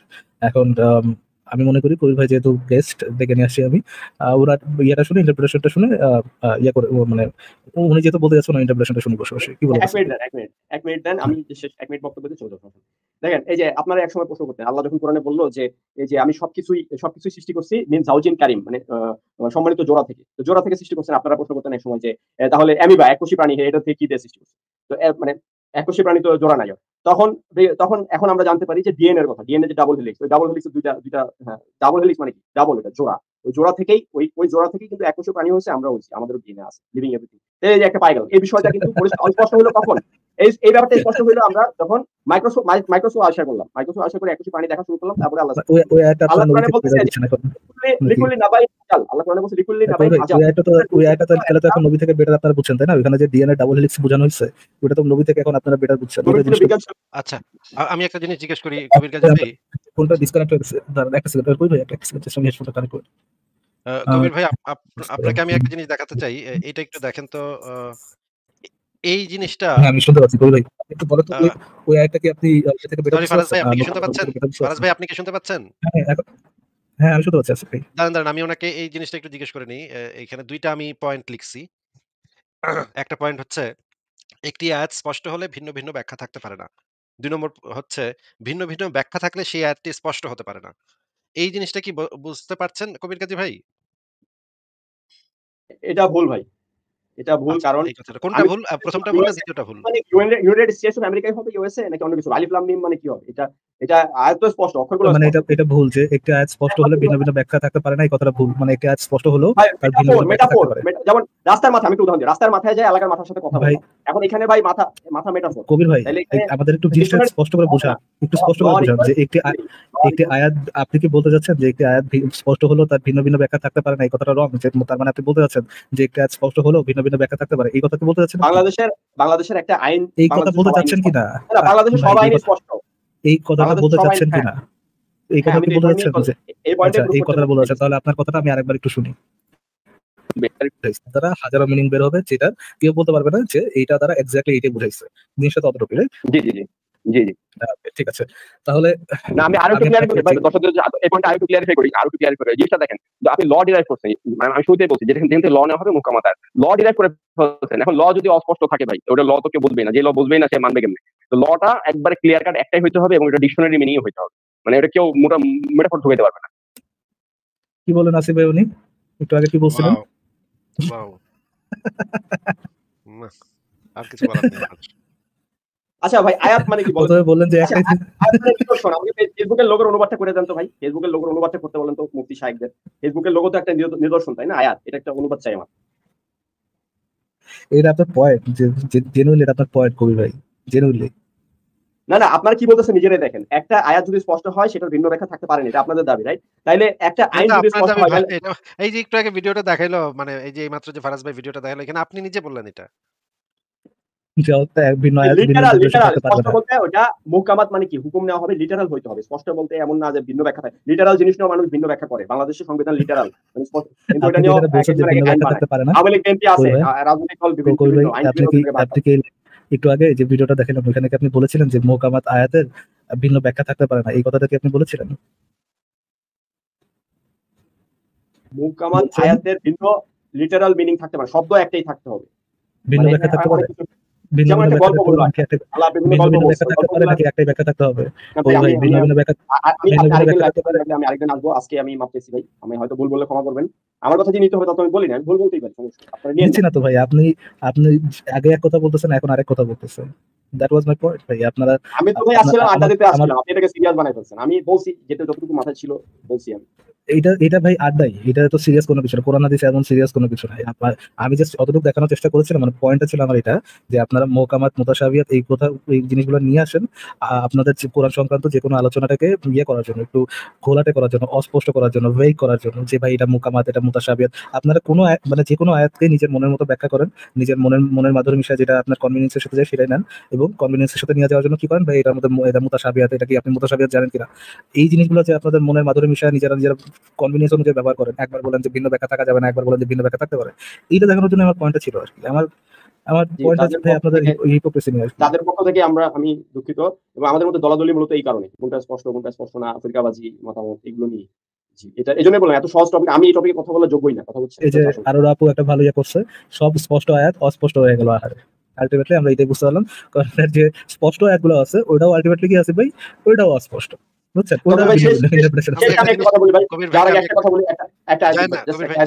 কবির ভাই জানেন, আমি কয়েকটা প্রশ্ন আসলে জেনুইনলি জিজ্ঞেস করতে চাই আপনাকে, মানে একদম অনেস্টলি আপনি একটু অ্যান্সার দিয়েন তো, মানে যদি সম্ভব হয়। মানে এখানে যেটা হারার কোনো, ধরেন আমি আপনার কাছে আইরা গেছি, হ্যাঁ, এটা ধরে নিয়ে মানে আপনি আমাকে হারায় দিচ্ছেন বা আমাদের সবাইকে হারায় দিচ্ছেন। এটা ধরে নিয়ে আপনি উত্তর দেন। যে আপনি কি জেনুইনলি মনে করেন honestly বলেন তো যে যেই কথাগুলো আপনি বলতেছেন বা যেই কথাগুলো আপনি বিভিন্ন জায়গায় করতেছেন সেইগুলা কি আপনি জেনুইনলি বিশ্বাস করেন নাকি আপনি নিজেও সেগুলো বিশ্বাস করেন না? আমার মনে হয় আপনি নিজেও সেগুলো আপনার কথাগুলো আপনি নিজেও আ বিশ্বাস করেন না। মানে আপনার কথাগুলা যদি অন্য কেউ বলতো অনলাইনে আপনি শ্রোতা হিসেবে আপনার কথাগুলা যদি আপনি শুনতেন, আপনি কি অ্যা এই মানে এই কবির গাজী সাহেবকে আপনি কি একজন অনেস্ট মানুষ বলে মনে করতেন? কেন ভাই অনেস্টির কি করলাম? আমি তো আপনারা ৬৫-৪ আয়াত নিয়ে আসছেন আল্লাতী লাম ইয়াহিদনা যাদের কখনো মেনস্ট্রুয়েশন হয় নাই। তো এখানে হিজড়াদের কখনো মেনস্ট্রুয়েশন হয় না। তাদের ডিভোর্স তাদেরও বিয়ে ডিভোর্স আছে। সেটা নিয়ে বলছি। না, না এখানে আমি সেই ডিটেইলস এ যায়েন না। আয়াতের ডিটেইলস এ কি আছে সেটাতে যায়েন না। আর আমি আমি হিপোক্রিসি কোথায় বললাম? আমি বিশ্বাস করব না কেন? আল্লাহর পক্ষ থেকে ওয়ার্ড অফ গড আপনি যদি এখন এটা ওয়ার্ড অফ গড না মানেন তাহলে কোরআন সংরক্ষণ নিয়ে না, আমাকে না, ডাকেন। ওই দিন ওয়ার্ড অফ গড কি গড না সেটাও আমি জিজ্ঞেস করতেছি না ভাই। আপনি আপনার কবির ভাই, কথাগুলো যখন কবির শুনবেন ভাই একটা প্রথম এই স্টেটে আসেন যে আসিফ ভাই যতটুকু কোশ্চেন করে অতটুকু কোশ্চেন নেন এবং অতটুকু কোশ্চেন অ্যান্সার দেন। স্ক্যাটার্ড হয়ে ভাই আপনি জীবনে কোনো কনক্লুশনে পৌঁছতে পারবেন না। একটা সিম্পল ডিসকাশন এখানে আসিফ ভাই যে ডিসকাশন গুলো করে যেখানে একটু বা থাকে হট একটা অবস্থা থাকে ওরকম না। আমি কিন্তু খুব রিল্যাক্স আলোচনা করতেছি আপনার সাথে। খুব সিম্পলি আমি আসিফ তো ভাই রিল্যাক্স কথাগুলো ছিলাম খুব না। সিম্পল মাঝখানে অ্যান্সার। একটু মানে আমি কি বলে কোরআনটাকে আপনি ফালতু সবসময় বলছি। এরকম করেন না, রিল্যাক্স থাকেন, রিল্যাক্সে জাস্ট না, না আমি কথা কিছু শুনুন, পয়েন্টে curious। সেনসিটিভ আপনারা জানেন। কিছু পয়েন্টের কথা আমাকে গালি দেন সমস্যা নেই। আমাকে গালি দিন। সেনসিটিভ বলে ভাই কিন্তু আপনি অ্যাডাল্ট মানুষ সেনসিটিভ, আপনি কি বেডি মানুষ নাকি? হ্যাঁ, না এখানে ইমানের প্রশ্ন। আমার এটা রাসূল এটা যদি আবার এবার কেমন কোরআনকে কথা? নিয়ে এটা বলবে আবার কেমন কথা বললেন ফারাজ ভাই? এটা আবার কেমন কথা বললেন? এটা আবার কি না, না, কোরআন সেক্সিস্ট একটা দিলেন আপনি? ছি! দেখেন কোরআনটা কিন্তু হুদাল্লিল মুত্তাকিন। মুত্তাকিনদের জন্য হিদায়াত। এখন আপনাদের কাছে ফালতু মনে হইতেই পারে কারণ আপনাদের মধ্যে ঈমান এবং তাকওয়া এখনো প্রবেশ করে নাই। দোয়া করি হয়তো একদিন করবে। এখন ভাই কি আর ইভান করা? তারপর প্রবেশ করার আগে কোনটা স্পষ্ট কোনটা অস্পষ্ট এটাই তো বুঝতে হবে। আপনি তো সবগুলোরে অস্পষ্ট বানাই দিয়ে গেলেন। কেমনে কেমনে আসবে ইভান ভাই? যখন আমরা দেখবো যে আপনারা বলতেছেন এই আয়াত স্পষ্ট, এই আয়াতের ভিন্ন কোনো ইন্টারপ্রিটেশন থাকতে পারে না, বইলাই যখন আমরা একটা আয়াতে গেলাম সেখানে আপনারা বলেন না এটা ভিন্ন ইন্টারপ্রিটেশন থাকবে, কেমনি ইমান আসবে? এই আপনাদের এই ব্যাখ্যাগুলো শুনে তারা মনে হবে যে ইসলাম না, না ফ্রিকিং ট্রু। যদি আচ্ছা আমি একটা কবির ভাইকে আমি একটা প্রশ্ন করছিলাম উনি উত্তরটা তো দিল না। আমি আচ্ছা আমি দিচ্ছি পেলাম না। আমি আচ্ছা দিচ্ছি আরেকবার আসিফ ভাই, করেন। আমি আরেকবার দিচ্ছি কবির ভাই, আমি দিচ্ছি ওনার উত্তর। আসিফ ভাই উনি জেনুইনলি ইসলাম বিশ্বাস করে, ওনার সাথে কথা বলে যুদ্ধ মনে হয় উনি জেনুইনলি ইসলাম বিশ্বাস করে এবং উনাদের কবির ভাইয়ের মাইন্ডটা এতটা স্ক্যাটার্ড, এত দিকে অ্যাক্টিভ সাইমultaneously ছড়ায় থাকে জাস্ট লাইক আ ওম্যান, যে উনি কেন একটা কনস্ট্যান্ট ইসের মধ্যে থাকে না কি একটা আলোচনা ধরে যে সেকেন্ড স্টেপে যাবো তারপর সেকেন্ড স্টেপ তার step fourth step fifth step ওইভাবে যায় না। সে একটা আলোচনার পরে ওখানে মাল্টিপল ইসের ডাইমেনশনে ঢুকে যায়, মাল্টিপল আ ফারাজ ভাই, কনসেপ্টের মধ্যে ঢুকে যায় আর কি। ফারাজ ভাই আপনার সাথে আমি একদমই একমত না। আমি জেনুইনলি মনে করি না যে কবির গাজী সাহেব জেনুইনলি ইসলামে বিশ্বাস করে। এটা আমি মনে করি না। আমি আমি কারণ আমি কারণ আমি জেনুইনলি মনে করি সে বিশেষ করে। কারণ আমি মানুষের সাইকোলজি তো মানে মুমিনদের সাইকোলজি আমি দীর্ঘদিন ধরে এনালাইসিস করতেছি। আমি জানি। আমি ভাই মুশফিক আপনি বিনের তাহলে সাথে কিছু যখন দেখেন আমি নাই কথা বলছি কবির ভাই? আসিফ ভাই কবির ভাই যে বিভিন্ন জায়গায় বলে আর্থ ইজ ফ্ল্যাট, ঠিক আছে? যে মূল ল্যান্ডিং ফেক, তারে তো এই জন্য আরো আগে হ্যাঁ, সত্য হ্যাঁ ইয়ে আমি বানাই দিচ্ছে মানে আমি নাস্তিক বানাই রাখছে, ভাই কিন্তু আমি সে কিন্তু বলে আসলে মুসলিম। এনিটাইম মানে আপনারাই ম্যান এনাফ না আমাকে ফেস করার জন্য। আসেন কথা বলেন। সাহস থাকলে। সে এখন ডিবেটের আহ্বান চালাচ্ছে যে আর্ট ইজ ফ্ল্যাট। সাহস থাকলে ভাই আমার ভাই অবশ্যই, সাহস নাই ভাই। অবশ্যই আর্টিস্ট ফ্ল্যাট। সাহস নাই ভাই। সাহস নাই ভাই। আমি তো অবশ্যই আমি এটা বুঝতে আমি পেরেছি ভাই। বিদেশিদের সাথে শুনেন গত ৪ বছরে আমি বিদেশিদের তুলাধুলা করি রেগুলার। আমার মানে কি বলবো রেগুলার তুলাধুলা করছি আমি এই অবশ্যই টপিক। নিশ্চয়ই করেন, আমার নিশ্চয়ই তারিখ করেন। দেন। আমরা বিশ্বাস করতেছি আপনি যে এই প্ল্যাটফর্মে যারা সবাইকে শুধু উড়ায় দেন। এনি টাইম কবির গাজীপুর আইডিতে আমি লগ দেন। আমি হ্যাঁ, আমার হ্যাঁ। সব এটা রিলেটেড বিশ্বাস করতেছি কসমোলজি তো নিয়ে কথা ভাই। বলা আবারও এনি কেন টাইম। ভাই বিশ্বাস করতেছি তো পার্লামেন্ট ভাই। আছে, মুন ল্যান্ডিং ফেক। আমি এভরি কনস্পিরেসি থিওরি বিশ্বাস করি। আপনারা আমারে যত গালি দেন। কিন্তু আমাকে এই বিশ্বাস করেন না। কথাটাই আপনি একটু রিপিট করে একটু নিজে শুনে আমি এভরি আমি কনস্পিরেসি এভরি থিওরি বিশ্বাস করি। না, না আমাকে হারায় দেখান আর্টিস্ট আর যে পৃথিবীর মানে মানুষ যে চাঁদে গেছে, পৃথিবীতে কাজ হয়েছে আমাকে ছবি দেখান, ঘুরাইতেছে মানুষ। ছবিটা দেখেন আমাকে। আজ পর্যন্ত কেউ দেখাইতে পারছে? ভাই মানে ডায়ালগটা যা দিছেন আসলে না ভাই আমি এভরি কনস্পিরেসি থিওরিতে বিশ্বাস করি। ডায়ালগটা ভাই একদম হ্যাঁ, শর্টহাট আমি করে লিখে রাখার মতো ডায়ালগ দিছেন ভাই। না ট্রুথ এর নাম জেনুইনলি দিয়েছেন আপনি একটা কনস্পিরেসি থিওরি। না, ট্রুথ এর নাম দেওয়া হয়েছে কনস্পিরেসি। এখন আমি কি করব? আপনারা একটা ছবি দেন বুঝছেন, আমি আপনার একটা ছবি পাশে রেখে ব্ল্যাক স্ক্রিনে কোডটা লিখে দিব, আই এম কবি Gazipur and I believe in every conspiracy আপনারা থিওরি। তো ম্যান এনাফ হয়ে আমাকে ফেস করতেন। আমি তো এভরিডে ডিবেট করতে রাজি। কনস্পিরেসি থিওরি না নিয়ে ভাই করেন। আমি ম্যান এনাফ না ভাই। সরি আমি ম্যান এনাফ না তাহলে ভাই। আমি তো স্বীকার ভাই করে তাহলে নিচ্ছি তো ভাই। আপনি তো নিজেই ভাই ওমেন এনাফ, আপনার তো নিজের আলোচনা মানে মাইন্ডে স্ক্যাটার্ড ভাই। আপনার তাকদির টপিক আপনাকে চ্যালেঞ্জ দিলাম। আসেন, কালকে আসেন। ভাই তাকদীর টপিকে আপনি ভাই এক সেকেন্ড আপনি তাকদীর টপিকে স্বীকার করে গেছেন কোরআনের বিভিন্ন ইসলামের বিভিন্ন জায়গায় বলা হয়েছে তাকদীরটা ফিক্স, আবার কিছু কিছু জায়গায় বলা হয়েছে তাকদীর ফিক্স না। এই তো এই স্পষ্ট জিনিসটা স্বীকার করে না, স্বীকার আপনি করে প্রমাণ গেছেন করেন। আপনি নিজে। প্রমাণ হয়ে যাক ভাই। কবির ভাই অলরেডি আপনার সাথে এই আলোচনা শেষ, যে আপনি নিজে বলছেন যে ইসলামের কথা বলা আছে যে তাকদীর ফিক্স, কথা বলা হচ্ছে যে তাদের ফিক্স না। এরপরে বলার পরে এবার এই মানে ফাউন্ডেশন আমাদের কন্ট্রাডিকশন বলার পরে আপনি যদি আমাকে তাদের নিয়ে চ্যালেঞ্জ করেন কেমনে হবে ভাই? আপনি চ্যালেঞ্জ আই করেন। হ্যাভ আমি টু সে করি ইউ নাই। থিংক আমি লাইক করি নাই। আমি করি নাই। আই হ্যাভ টু সে আপনি আপনি you think like a woman. ভাই আমি হিম্মত নাই। আমি সবচেয়ে বেশি ডিবেট করছি নাস্তিকদের সাথে মুমিনদের মধ্যে। আমি সবচেয়ে বেশি হ্যাঁ, এমনই করি। নিশ্চয়ই আপনি আপনার নিশ্চয়ই রিমোট আছে করেছেন, বাট আপনার নিশ্চয়ই করেছেন এবং আপনার সবচেয়ে রিমোট বেশি আছে বাট শিখেছেন আপনার আপনিও। আলোচনা স্ক্যাটার্ড। বুঝতে পারছি আমরা। আলোচনা স্ক্যাটার্ড কেন? আমি ফার্স্ট কথা বলি, স্ক্যাটার্ড না, ফার্স্ট কথা বলি। You think like a woman dude, you think like a woman. কি বলেন? আপনি You ঠিক should like be a man. Woman, you think like a woman. আপনি এখন পালাচ্ছেন কেন? ডিবেটে আসেন তাহলে। ডিবেটে আসেন। ভাই সবাইকে এত ভয় দেখায় আমি না ভাই। আমি কবির কাছে আমি কে সবাইকে ভাই ভাই? প্রত্যেক এই আমি আমি কিন্তু প্রত্যেক অনেক ভয় ওমেনের পাচ্ছি। আমি প্রত্যেক না, না, না। ওমেনের ইয়ে রাখি না ভাই, প্রত্যেক কি ওমেনের আর চাহিদা ওমেনে ইয়া পূরণ রাখেন? করি। সরি ভাই এগুলো কি I'm kidding, I'm sexist kidding, মোটেও না। মানে কনভারসেশন চলতেছে। আমি কিন্তু এটা কি সহ্য ভাই করতে পারছি আপনারা না। শুনে গেগিরি মানানোর আপনারা সবার ওমেন মনে হয়, ঠিক আছে? আপনারা এলজিবিটি টাইপের ওমেন মনে হবে, ঠিক আছে? আপনাদের ভাই সাহস যোগ বুঝেন কম। না বিয়া, এই বিয়া যোগ বুঝেন না আপনি কই ভাই, আমি ভাই সিরিয়াস তাই তো মানুষ, বুঝেন। আমার বংশের সবাই সিরিয়াস মানুষ, ঠিক আছে? আমরা এই জন্য আমি সিরিয়াসলি সকল কনস্পিরেসি বিশ্বাস করি। I am so serious. হ্যাঁ না, আপনার তো সাহস দেখি না আমি কারণে ভাই। আপনি তো ফেস দেখায় লাইভ করছেন, আপনি তো কয়জন লাইভ করছে আপনাদের ফেস দেখায়? ওটা তো এত আপনিও করেন সত্যি নাকি? আপনারা। ওটা কি হ্যাঁ? আপনি করছেন আমি কই ভাই? নাস্তিক যদি হইতাম, আমি নাস্তিক হলে ফেস দেখায় লাইভ করতাম। মৃত্যু আপনি তো মুসলিম সবাই তো থেকে মরতে হবে ভাই। আপনি সবাই তো মুসলিম মরতে দেখে হবে। করতে থাকার পারেন না? পরেও এক মুসলিম হয়েও আপনি আপনি মুসলিম ফেস দেখাতে ভয় পান। হ্যাঁ। অন্য তো দেখাবো, মুসলিমদের আমি সময় থেকে। আসলে দেখাবো। ভাই দেখানোর প্রয়োজন কবির কাজী পড়ে না, ভাই, দেখাবো। কবির কাজী এক সমস্যা নেই। সেকেন্ড আমার কথাটা শুনেন আগে। আমার আইডিতে আমার ছবি কথাটা আছে। শুনেন, আগে আপনি কথাটা চিনেন। শুনেন, আগে কথাটা শুনেন। আপনি নিজে একজন মুসলিম হয়েও অন্য মুসলিম ভাইদের ভয়ে নিজের চেহারা দেখাতে চান না। আর আপনি চাচ্ছেন যে নাস্তিকরা তাদের চেহারা দেখাক নাকি? ওয়াও! সে নাস্তিক হলে ঠিকই দেখাইতো। না, আমি তো চেহারা দেখেন, আমি তো ডিবেটে আসেন রে ভাই। এতে আমি তো পাইরা মানুষকে ফ্ল্যাটারতে ডিবেটে। খালি ওই ভাই ভয় পাইছি ভাই, অনেক কনস্পিরেসি ভয় থিওরি নিয়ে লাগতেছে ডিবেট ভাই। হোক, সমস্যা নাই। অনেক আসেন ভয় দেখেন। লাগছে ভাই। আমারে বলে আমি আমি কি পারবো না। ওমেন। আমি হেরে গেছি। এখন জি। হেরে গেছি। কবির ভাই ভাইয়ের এতক্ষণ কন্ট্রাডিকশন দেখানোর পর কবির ভাই ইয়া হয়নি। কবির ভাই কন্ট্রাডিকশন কি আপনারা একটু একটু আপনারা শেষ করবো। কন্ট্রাডিকশন আপনি যে একবার এক কথা বলতেছিলেন ওই জিনিসটা দেখানোর পর আপনি অফেন্ডেড হন নাই, বাট আপনি অফেন্ডেড হয়েছেন যখন আপনাকে মেয়ে বলা হয়েছে। You are being a man dude, এটা একটা ম্যানলি আচরণ। Good good good. না, না, আমি আপনারা তো এলজিবিটি, এই যে এলজিবিটি আপনারা তো কোনো বিশ্বাস নাই। হ্যাঁ? ঠিক আছে, সবার কোনো মেয়ে মনে সমস্যা হয়। নেই, সমস্যা নেই। হ্যাঁ হ্যাঁ, মানে কোনো কবির কাজী সমস্যা ভাই, নেই। কবির কাজী ভাই মানে কারো অধিকারকে সাপোর্ট করলে যে সেটা হওয়াটা জরুরি না। এই সিম্পল জিনিসটা আপনি বোঝেন না নাকি? আপনারা ওইগুলো নিয়ে থাকেন, ওগুলাই মাথার মধ্যে ঘুরে, এজন্যই মানুষের ছেলে মেয়ে মনে হয়। যেমন ধরেন কবির কাজী ভাই আমরা কিন্তু আহলে কোরআনদেরও বেঁচে থাকার অধিকার আছে এটা বলি, হ্যাঁ? যে আহলে কোরআনরাও তাদের নিজেদের মতাদর্শ প্রচার করতে চাইলে প্রচার করবে। তারা যদি এটা বিশ্বাস করতে চায় করবে। কোন একজন তার মানে নাস্তিক তো যদি এটা বলে ভাই নেসেসারি সে, না। তার মানে তো এটা তাহলে কোনো নেসেসারি না কবির কাজী ভাই যে আমরা আহলে কোরআন হয়ে গেছি। আপনি কি মনে করেন যে এই কথাটা বলার সাথে, সাথে আমরা আহলে কোরআন হয়ে গেলাম? না, আপনারা হুম? এলজিবিটি কে সাপোর্ট করেন কেন? একটা জাতি ধ্বংস হয়ে গেছে না, এগুলো এলজিবিটি আপনাদের নিয়ে কারণে। জিজ্ঞেস এটা করতেছি সেটা না। তো আমি বলতেছিলাম যে আমরা নাস্তিকরা মনে করি কেউ যদি আহলে কোরআন হতে চায় এবং কোরআনের যদি ভিন্ন ব্যাখ্যা তারা তৈরি করতে চায় তাদেরও আমাদের বাংলাদেশে নির্ভয়ে বেঁচে থাকার অধিকার আছে এবং তাদের মতামত প্রকাশ করার অধিকার আছে। এই কথাটা আমরা নাস্তিক হিসেবে বলি। তার মানে কি এইটা নেসেসারি যে আমরাও আহলে কোরআন হয়ে গেছি? বলেন তো? না, না, নেসেসারি না। আমি আপনাদের এলজিবিটি আচ্ছা, বলিও নাই। আচ্ছা ঠিক আছে। আজীবী আমি আমরা বলছি আমরা এলজিবিটি ধরেন মাথায় ঘুরে, এগুলা নিয়ে কথা একটু বলা কথাটা ইন্টারেস্টিং শুনেন, হয়তো এই কারণে। কথাটা শুনেন আগে কথাটা শুনেন। মনে করেন আমরা যদি বলি যে একজন মানুষ যদি আহমদি ভাই হয়, আহমদিয়া হয়। আসিফ ভাই একটা সেকেন্ড কই ভাই, এলজিটিভি যদি বলেন, আপনি যদি কাউকে কটাক্ষ করে এলজিটিভি বলেন, আমরাও কিন্তু আপনাকে কটাক্ষ করে আপনাদের যে নাম বলে যে আহলে খবিশ, এটাও কিন্তু বলতে পারতাম। সো আলোচনাটাকে অধিকার নিয়েন না, আমরা আপনাকে আহলে খবিশ বলতে চাই না, আপনি কাউকে এলজিটিভি বলে এরকম অসম্মানিত করেন না না, সম্মানিত কাজ করে তারা। প্লিজ। আপনারাও না, তো না। করেন না ভাই। আপনারা তো মানে সালাফিদের চোখে আপনারা তো চরম অসভ্য কাজ করতেছেন। যেটা আহলে কোরআন তারা তো চরম অসভ্য। আপনাদের তো নাস্তিক থেকে খারাপ মনে করে না আপনাদের দিনী ভাইরা? আপনাদেরকে পাইলে টুকরা, টুকরা করে করবে। মানে সালাফিরা আপনাদেরকে পাইলে টুকরা, টুকরা করবে, হ্যাঁ? আমাদের থেকে বেশি মানে ইয়া করবে আপনাদের সাথে। আমরা তো একদম জেনুইনলি বইলা দিই। করার দরকার কি? একজন আপনাদেরকে অ্যাডাল্ট মনে করেন মানুষ, ছোপা আপনি শয়তান। আপনারা তো ভাই কেউ পুঁটি মারতে আসে নাই, সোজা বাংলায় বললাম। তো আপনার সমস্যা কি? যে যেভাবে বেঁচে থাকতেছে তার পার্সোনাল লাইফে যে আপনার ইয়ে করার দরকার কি? একটা অ্যাডাল্ট হয়ে যদি আপনার সাথে এরকম কথা বলতে হয় কেমনে কি রে ভাই? আচ্ছা আরেকটা এই কথা লোক কিন্তু জিজ্ঞেস করি। শিক্ষিত আছে ভাই। আরেকটা কথা জিজ্ঞেস করি। আরেক উনি কিন্তু অনার্স মাস্টার্স পাস করা মোস্ট প্রবাবলি শিক্ষিত, আচ্ছা আরেকটা কথা তারপরে জিজ্ঞেস জানার করি। কথা বলে। কবির কাজী ভাই মনে করেন আমরা যারা নাস্তিক আছি আমরা বলি, যারা মুক্ত চিন্তার কথা বলি, আমরা বলি একজন হিজড়ারও সমাজে বেঁচে থাকার অধিকার আছে। মানে যতটুক অধিকার একজন অন্য মানুষের আছে, একজন হিজড়ারও সেই ঠিক ততটুক অধিকার থাকতে হবে। এই কথাটা বলার মানে কি এটা নেসেসারি যে আমরাও হিজড়া হয়ে গেছি? বলেন তো?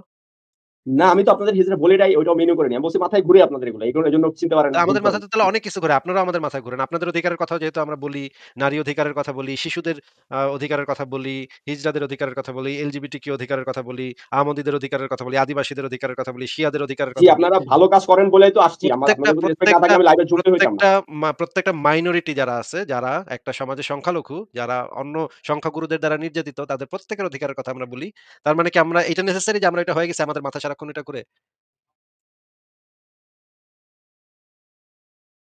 না, আমার পয়েন্টটা ছিল আপনাদের এগুলো নিয়ে প্রশ্ন বেশি করা হয়। আপনারাও স্টাডি বেশি করেন, চিন্তা করেন বেশি, যার কারণে হয়তোবা তাদের সাথে সিম্প্যাথাইজ করেন, তাদের সাইকোলজি ওরকম হয়তো গ্রহণ করছেন কিছু। আমি জানি নাস্তিকদের মধ্যে কত পার্সেন্ট আপনার এটা এলজিবিটি কেন আমি মনে জানি না। হয় ভাই? আপনার কেন না, মনে হয়? আপনার কি মনে নাস্তিকদের হয় মধ্যে আমি পার্সোনালি বিশ্বাস করি নাস্তিকদের মধ্যে 90% এলজিবিটি তারা সমকামিতা এটা করে। আপনি এখন বিশ্বাস আমি করেন? জানি না এটা বিশ্বাস সত্য করেন? কিনা। হ্যাঁ, এটা আপনি এটা বিশ্বাস আমি করেন? ভাই মানে আপনার এটা আপনি সম্পর্কে কোনো প্রমাণ নাই? আপনার পরিচিত 90% নাস্তিকরা এসে কি আপনার সাথে এলজিবিটি করে গেছে? না, আমি যার নীতি নাই সে এই কাজ করতে পারে সেই জায়গা থেকে আমার দিল একটা দিল ধারণা থেকে ফিল করেন, বলতে পারে। এখন যদি ভুল হয় তাহলে দিল ভুল। থেকে ফিল করেন। মানে আমি একটা এটা আপনার এস্টিমেট মানে করছি, দিলের ভাবো ফিলিংস না, আর কি। দিলের ফিলিংস না, ভাই, একটা এস্টিমেট। আমি যদি মনে করি যে কোরআন যারা মানে মানে ইসলাম যারা মানে তারা বেশিরভাগই হচ্ছে শিশু বাচ্চা পাইলে তাদের নিজেরা কন্ট্রোল করতে হয় না, শিশু বাচ্চার সাথে যৌন সম্পর্ক করে। এটা যদি আমি ধারণা করে বলতে থাকি, এটা কি কাউকে সঠিকভাবে রিপ্রেজেন্ট করা হলো? হ্যাঁ, এটা বড়টা সত্য, কি ঠিক হবে 90% এরকম? মাদ্রাসায় বলাৎকার হয়। এখন এটা আমাদের ব্যর্থতা, এটা মানতেই হবে। আমি এটা তো হচ্ছে আলেম 90% মুসলিমের 90% মুসলিমের কথা বলছি, যেটার মধ্যে আপনি নিজেও ইনক্লুডেড। আপনি করেন আমি বাচ্চার সাথে বাচ্চা দেখলে কি আপনি কিছু করেন? আমি তো কিছু করেন তো না। ওগুলোর প্রতিবাদ হিসেবে আলে কোরআন হয়েছি, সেগুলোর প্রতিবাদ হ্যাঁ, হিসেবে আমি আলে কোরআন হয়েছি। আপনি করেন না। এই জন্য যদি আমি বলি যে আমি 90% মুসলিমদেরকে আমি মনে করি যে তারা শিশুকামী, এটা যদি আমি বলি, আমি এই কথাটা তো ভুল আমি তো কথা বলি হবে। নাই সেই ভাই, জিনিসটা আমি কখনো বলছি? আমি কখনোই বলি নাই, এটা আমার ভিতরে রাখছি, আজকে প্রকাশ করলাম। আচ্ছা, কবির ভাই বাংলা কথা বুঝতে একটু টাফ হয়, তার সমস্যা নেই। ঠিক আছে কবির ভাই, আলোচনা আমরা তাহলে এখানে শেষ করি। আপনার যদি লাস্ট কিছু বলার থাকে প্লিজ বলেন। আহ আজকে একটু হাসি মুখে বিদায় নিয়ে ঠিক কবির ভাই। না, আমি দেখেন, আমি মাঝে মধ্যে রাগি, এটা রাগার কারণেই রাগি। আমি বিনা কারণে রাগি না। আমাকে যদি কেউ অ্যাটাক না করে আমি তখন বিনা কারণে রাগি না। উল্টাপাল্টা কথা যদি না বলেন আমি কখনোই রাখবো না, ঠিক আছে? এটা মাথায় রেখে নিন। জি, ধন্যবাদ। আচ্ছা, রাখলাম। আর কিছু কবির ভাই? না, না, না। বাট অসংখ্য ধন্যবাদ কবির ভাই, যুক্ত হওয়ার জন্য ধন্যবাদ। আমাদের এই বিষয়টা আসলে ক্লিয়ার হওয়া দরকার ছিল যে মুতাশাবিহাত আয়াত কোনটা, আর আরেকটা জিনিস বারবার ভুলে যাই নামটা। মুতাশাবিহাত আয়াত আর একটা কি জিনিস আছে ভাই? মুহকামাত, মুহকামাত, মুহকামাত আয়াত। মুহকামাত আয়াত আর মুতাশাবিহাত আয়াত, এই দুটো কি জিনিস? এই দুটোর মধ্যে পার্থক্য কি? এটা জানার জন্য সেটা আসলে দরকার ছিল। থ্যাংক ইউ যুক্ত হওয়ার জন্য। না, আরেকটা ইনভাইটেশন। বিষয় বলে যাই, আমি সবাইকে বলি না, আমি সবাইকে বলি আমার ডিবেট করতে খুবই ভালো লাগে, আলোচনা করতে, ডিবেট করতে আমার মানে এটা আমি ছোটবেলা থেকেই করি। একবারে ক্যাট কলেজ থেকে আমি ডিবেটটা করি, আমার ভালো লাগে। যে কেউ যে কোনো টপিকে আমাকে যদি ডিবেট করতে চান আমার সাথে, কবির গাজীপুর আইডিতে যোগাযোগ করতে হবে। ধন্যবাদ। আচ্ছা, থ্যাংক ইউ। যারা ডিবেট করতে চান কবির গাজীপুর ভাইয়াকে নক করেন। কবির গাজীপুর ভাইয়া যে কোনো কনস্পিরেসি বিশ্বাস করে এবং যে কোনো কনস্পিরেসি নিয়ে তার ইচ্ছা আছে আলোচনা করার। যদি চান আলোচনা করতে, অবশ্যই তার সাথে আলোচনা করতে পারেন। এবং অসংখ্য ধন্যবাদ কবির ভাইয়া, যুক্ত হওয়ার জন্য অসংখ্য ধন্যবাদ। থ্যাংক ইউ, কথা বলে ভালো লাগলো। আপনি যে আমরা আমাদের পয়েন্ট মেক করছি, আপনি হয়তো বা আমি আপনাকে পয়েন্ট মেক করতে দেয়নি, বাট কিছুটা হলেও চেষ্টা করে আপনি করছেন। আচ্ছা, চলে গেছে, বাট থ্যাংক ইউ, যুক্ত হওয়ার জন্য ধন্যবাদ। আমরা অনেক বুঝলাম আসিফ ভাই। মুতাশাবিহাত আর মুহকামাত আয়াত কি জিনিস সেটা আমরা শিখতে পারলাম। খুব জ্ঞান অর্জন হলো আসিফ ভাই আজকে। আচ্ছা, আমি একটা কনস্পিরেসি থিওরি শুনছিলাম। মানুষ আসলে মানুষ না, মানুষ আসলে এলিয়েন। এটা লিজার্ড ভাই, লিজার্ড পিপল, আমরা লিজার্ড। এবং এই যে একটা সিনেমা আছে না, এই যে ব্ল্যাক স্যুট পরে যে ওরা করে, এটার নাম কি? ম্যান ইন হ্যাঁ, ব্ল্যাক। ওই যে man in black, man in black, হ্যাঁ, 1 2 3 ওইটার ভিতরে তো দেখায় যে সব জায়গায় যে এলিয়েনরা ঘুরতেছে, দোকানপাটে এলিয়েনরা ঘুরতেছে, তাই না? এই মানে সুপারমার্কেটে যা গিয়ে দেখে ওরা আসলে ভিতরে ভিতরে ওরা এলিয়েন, হ্যাঁ?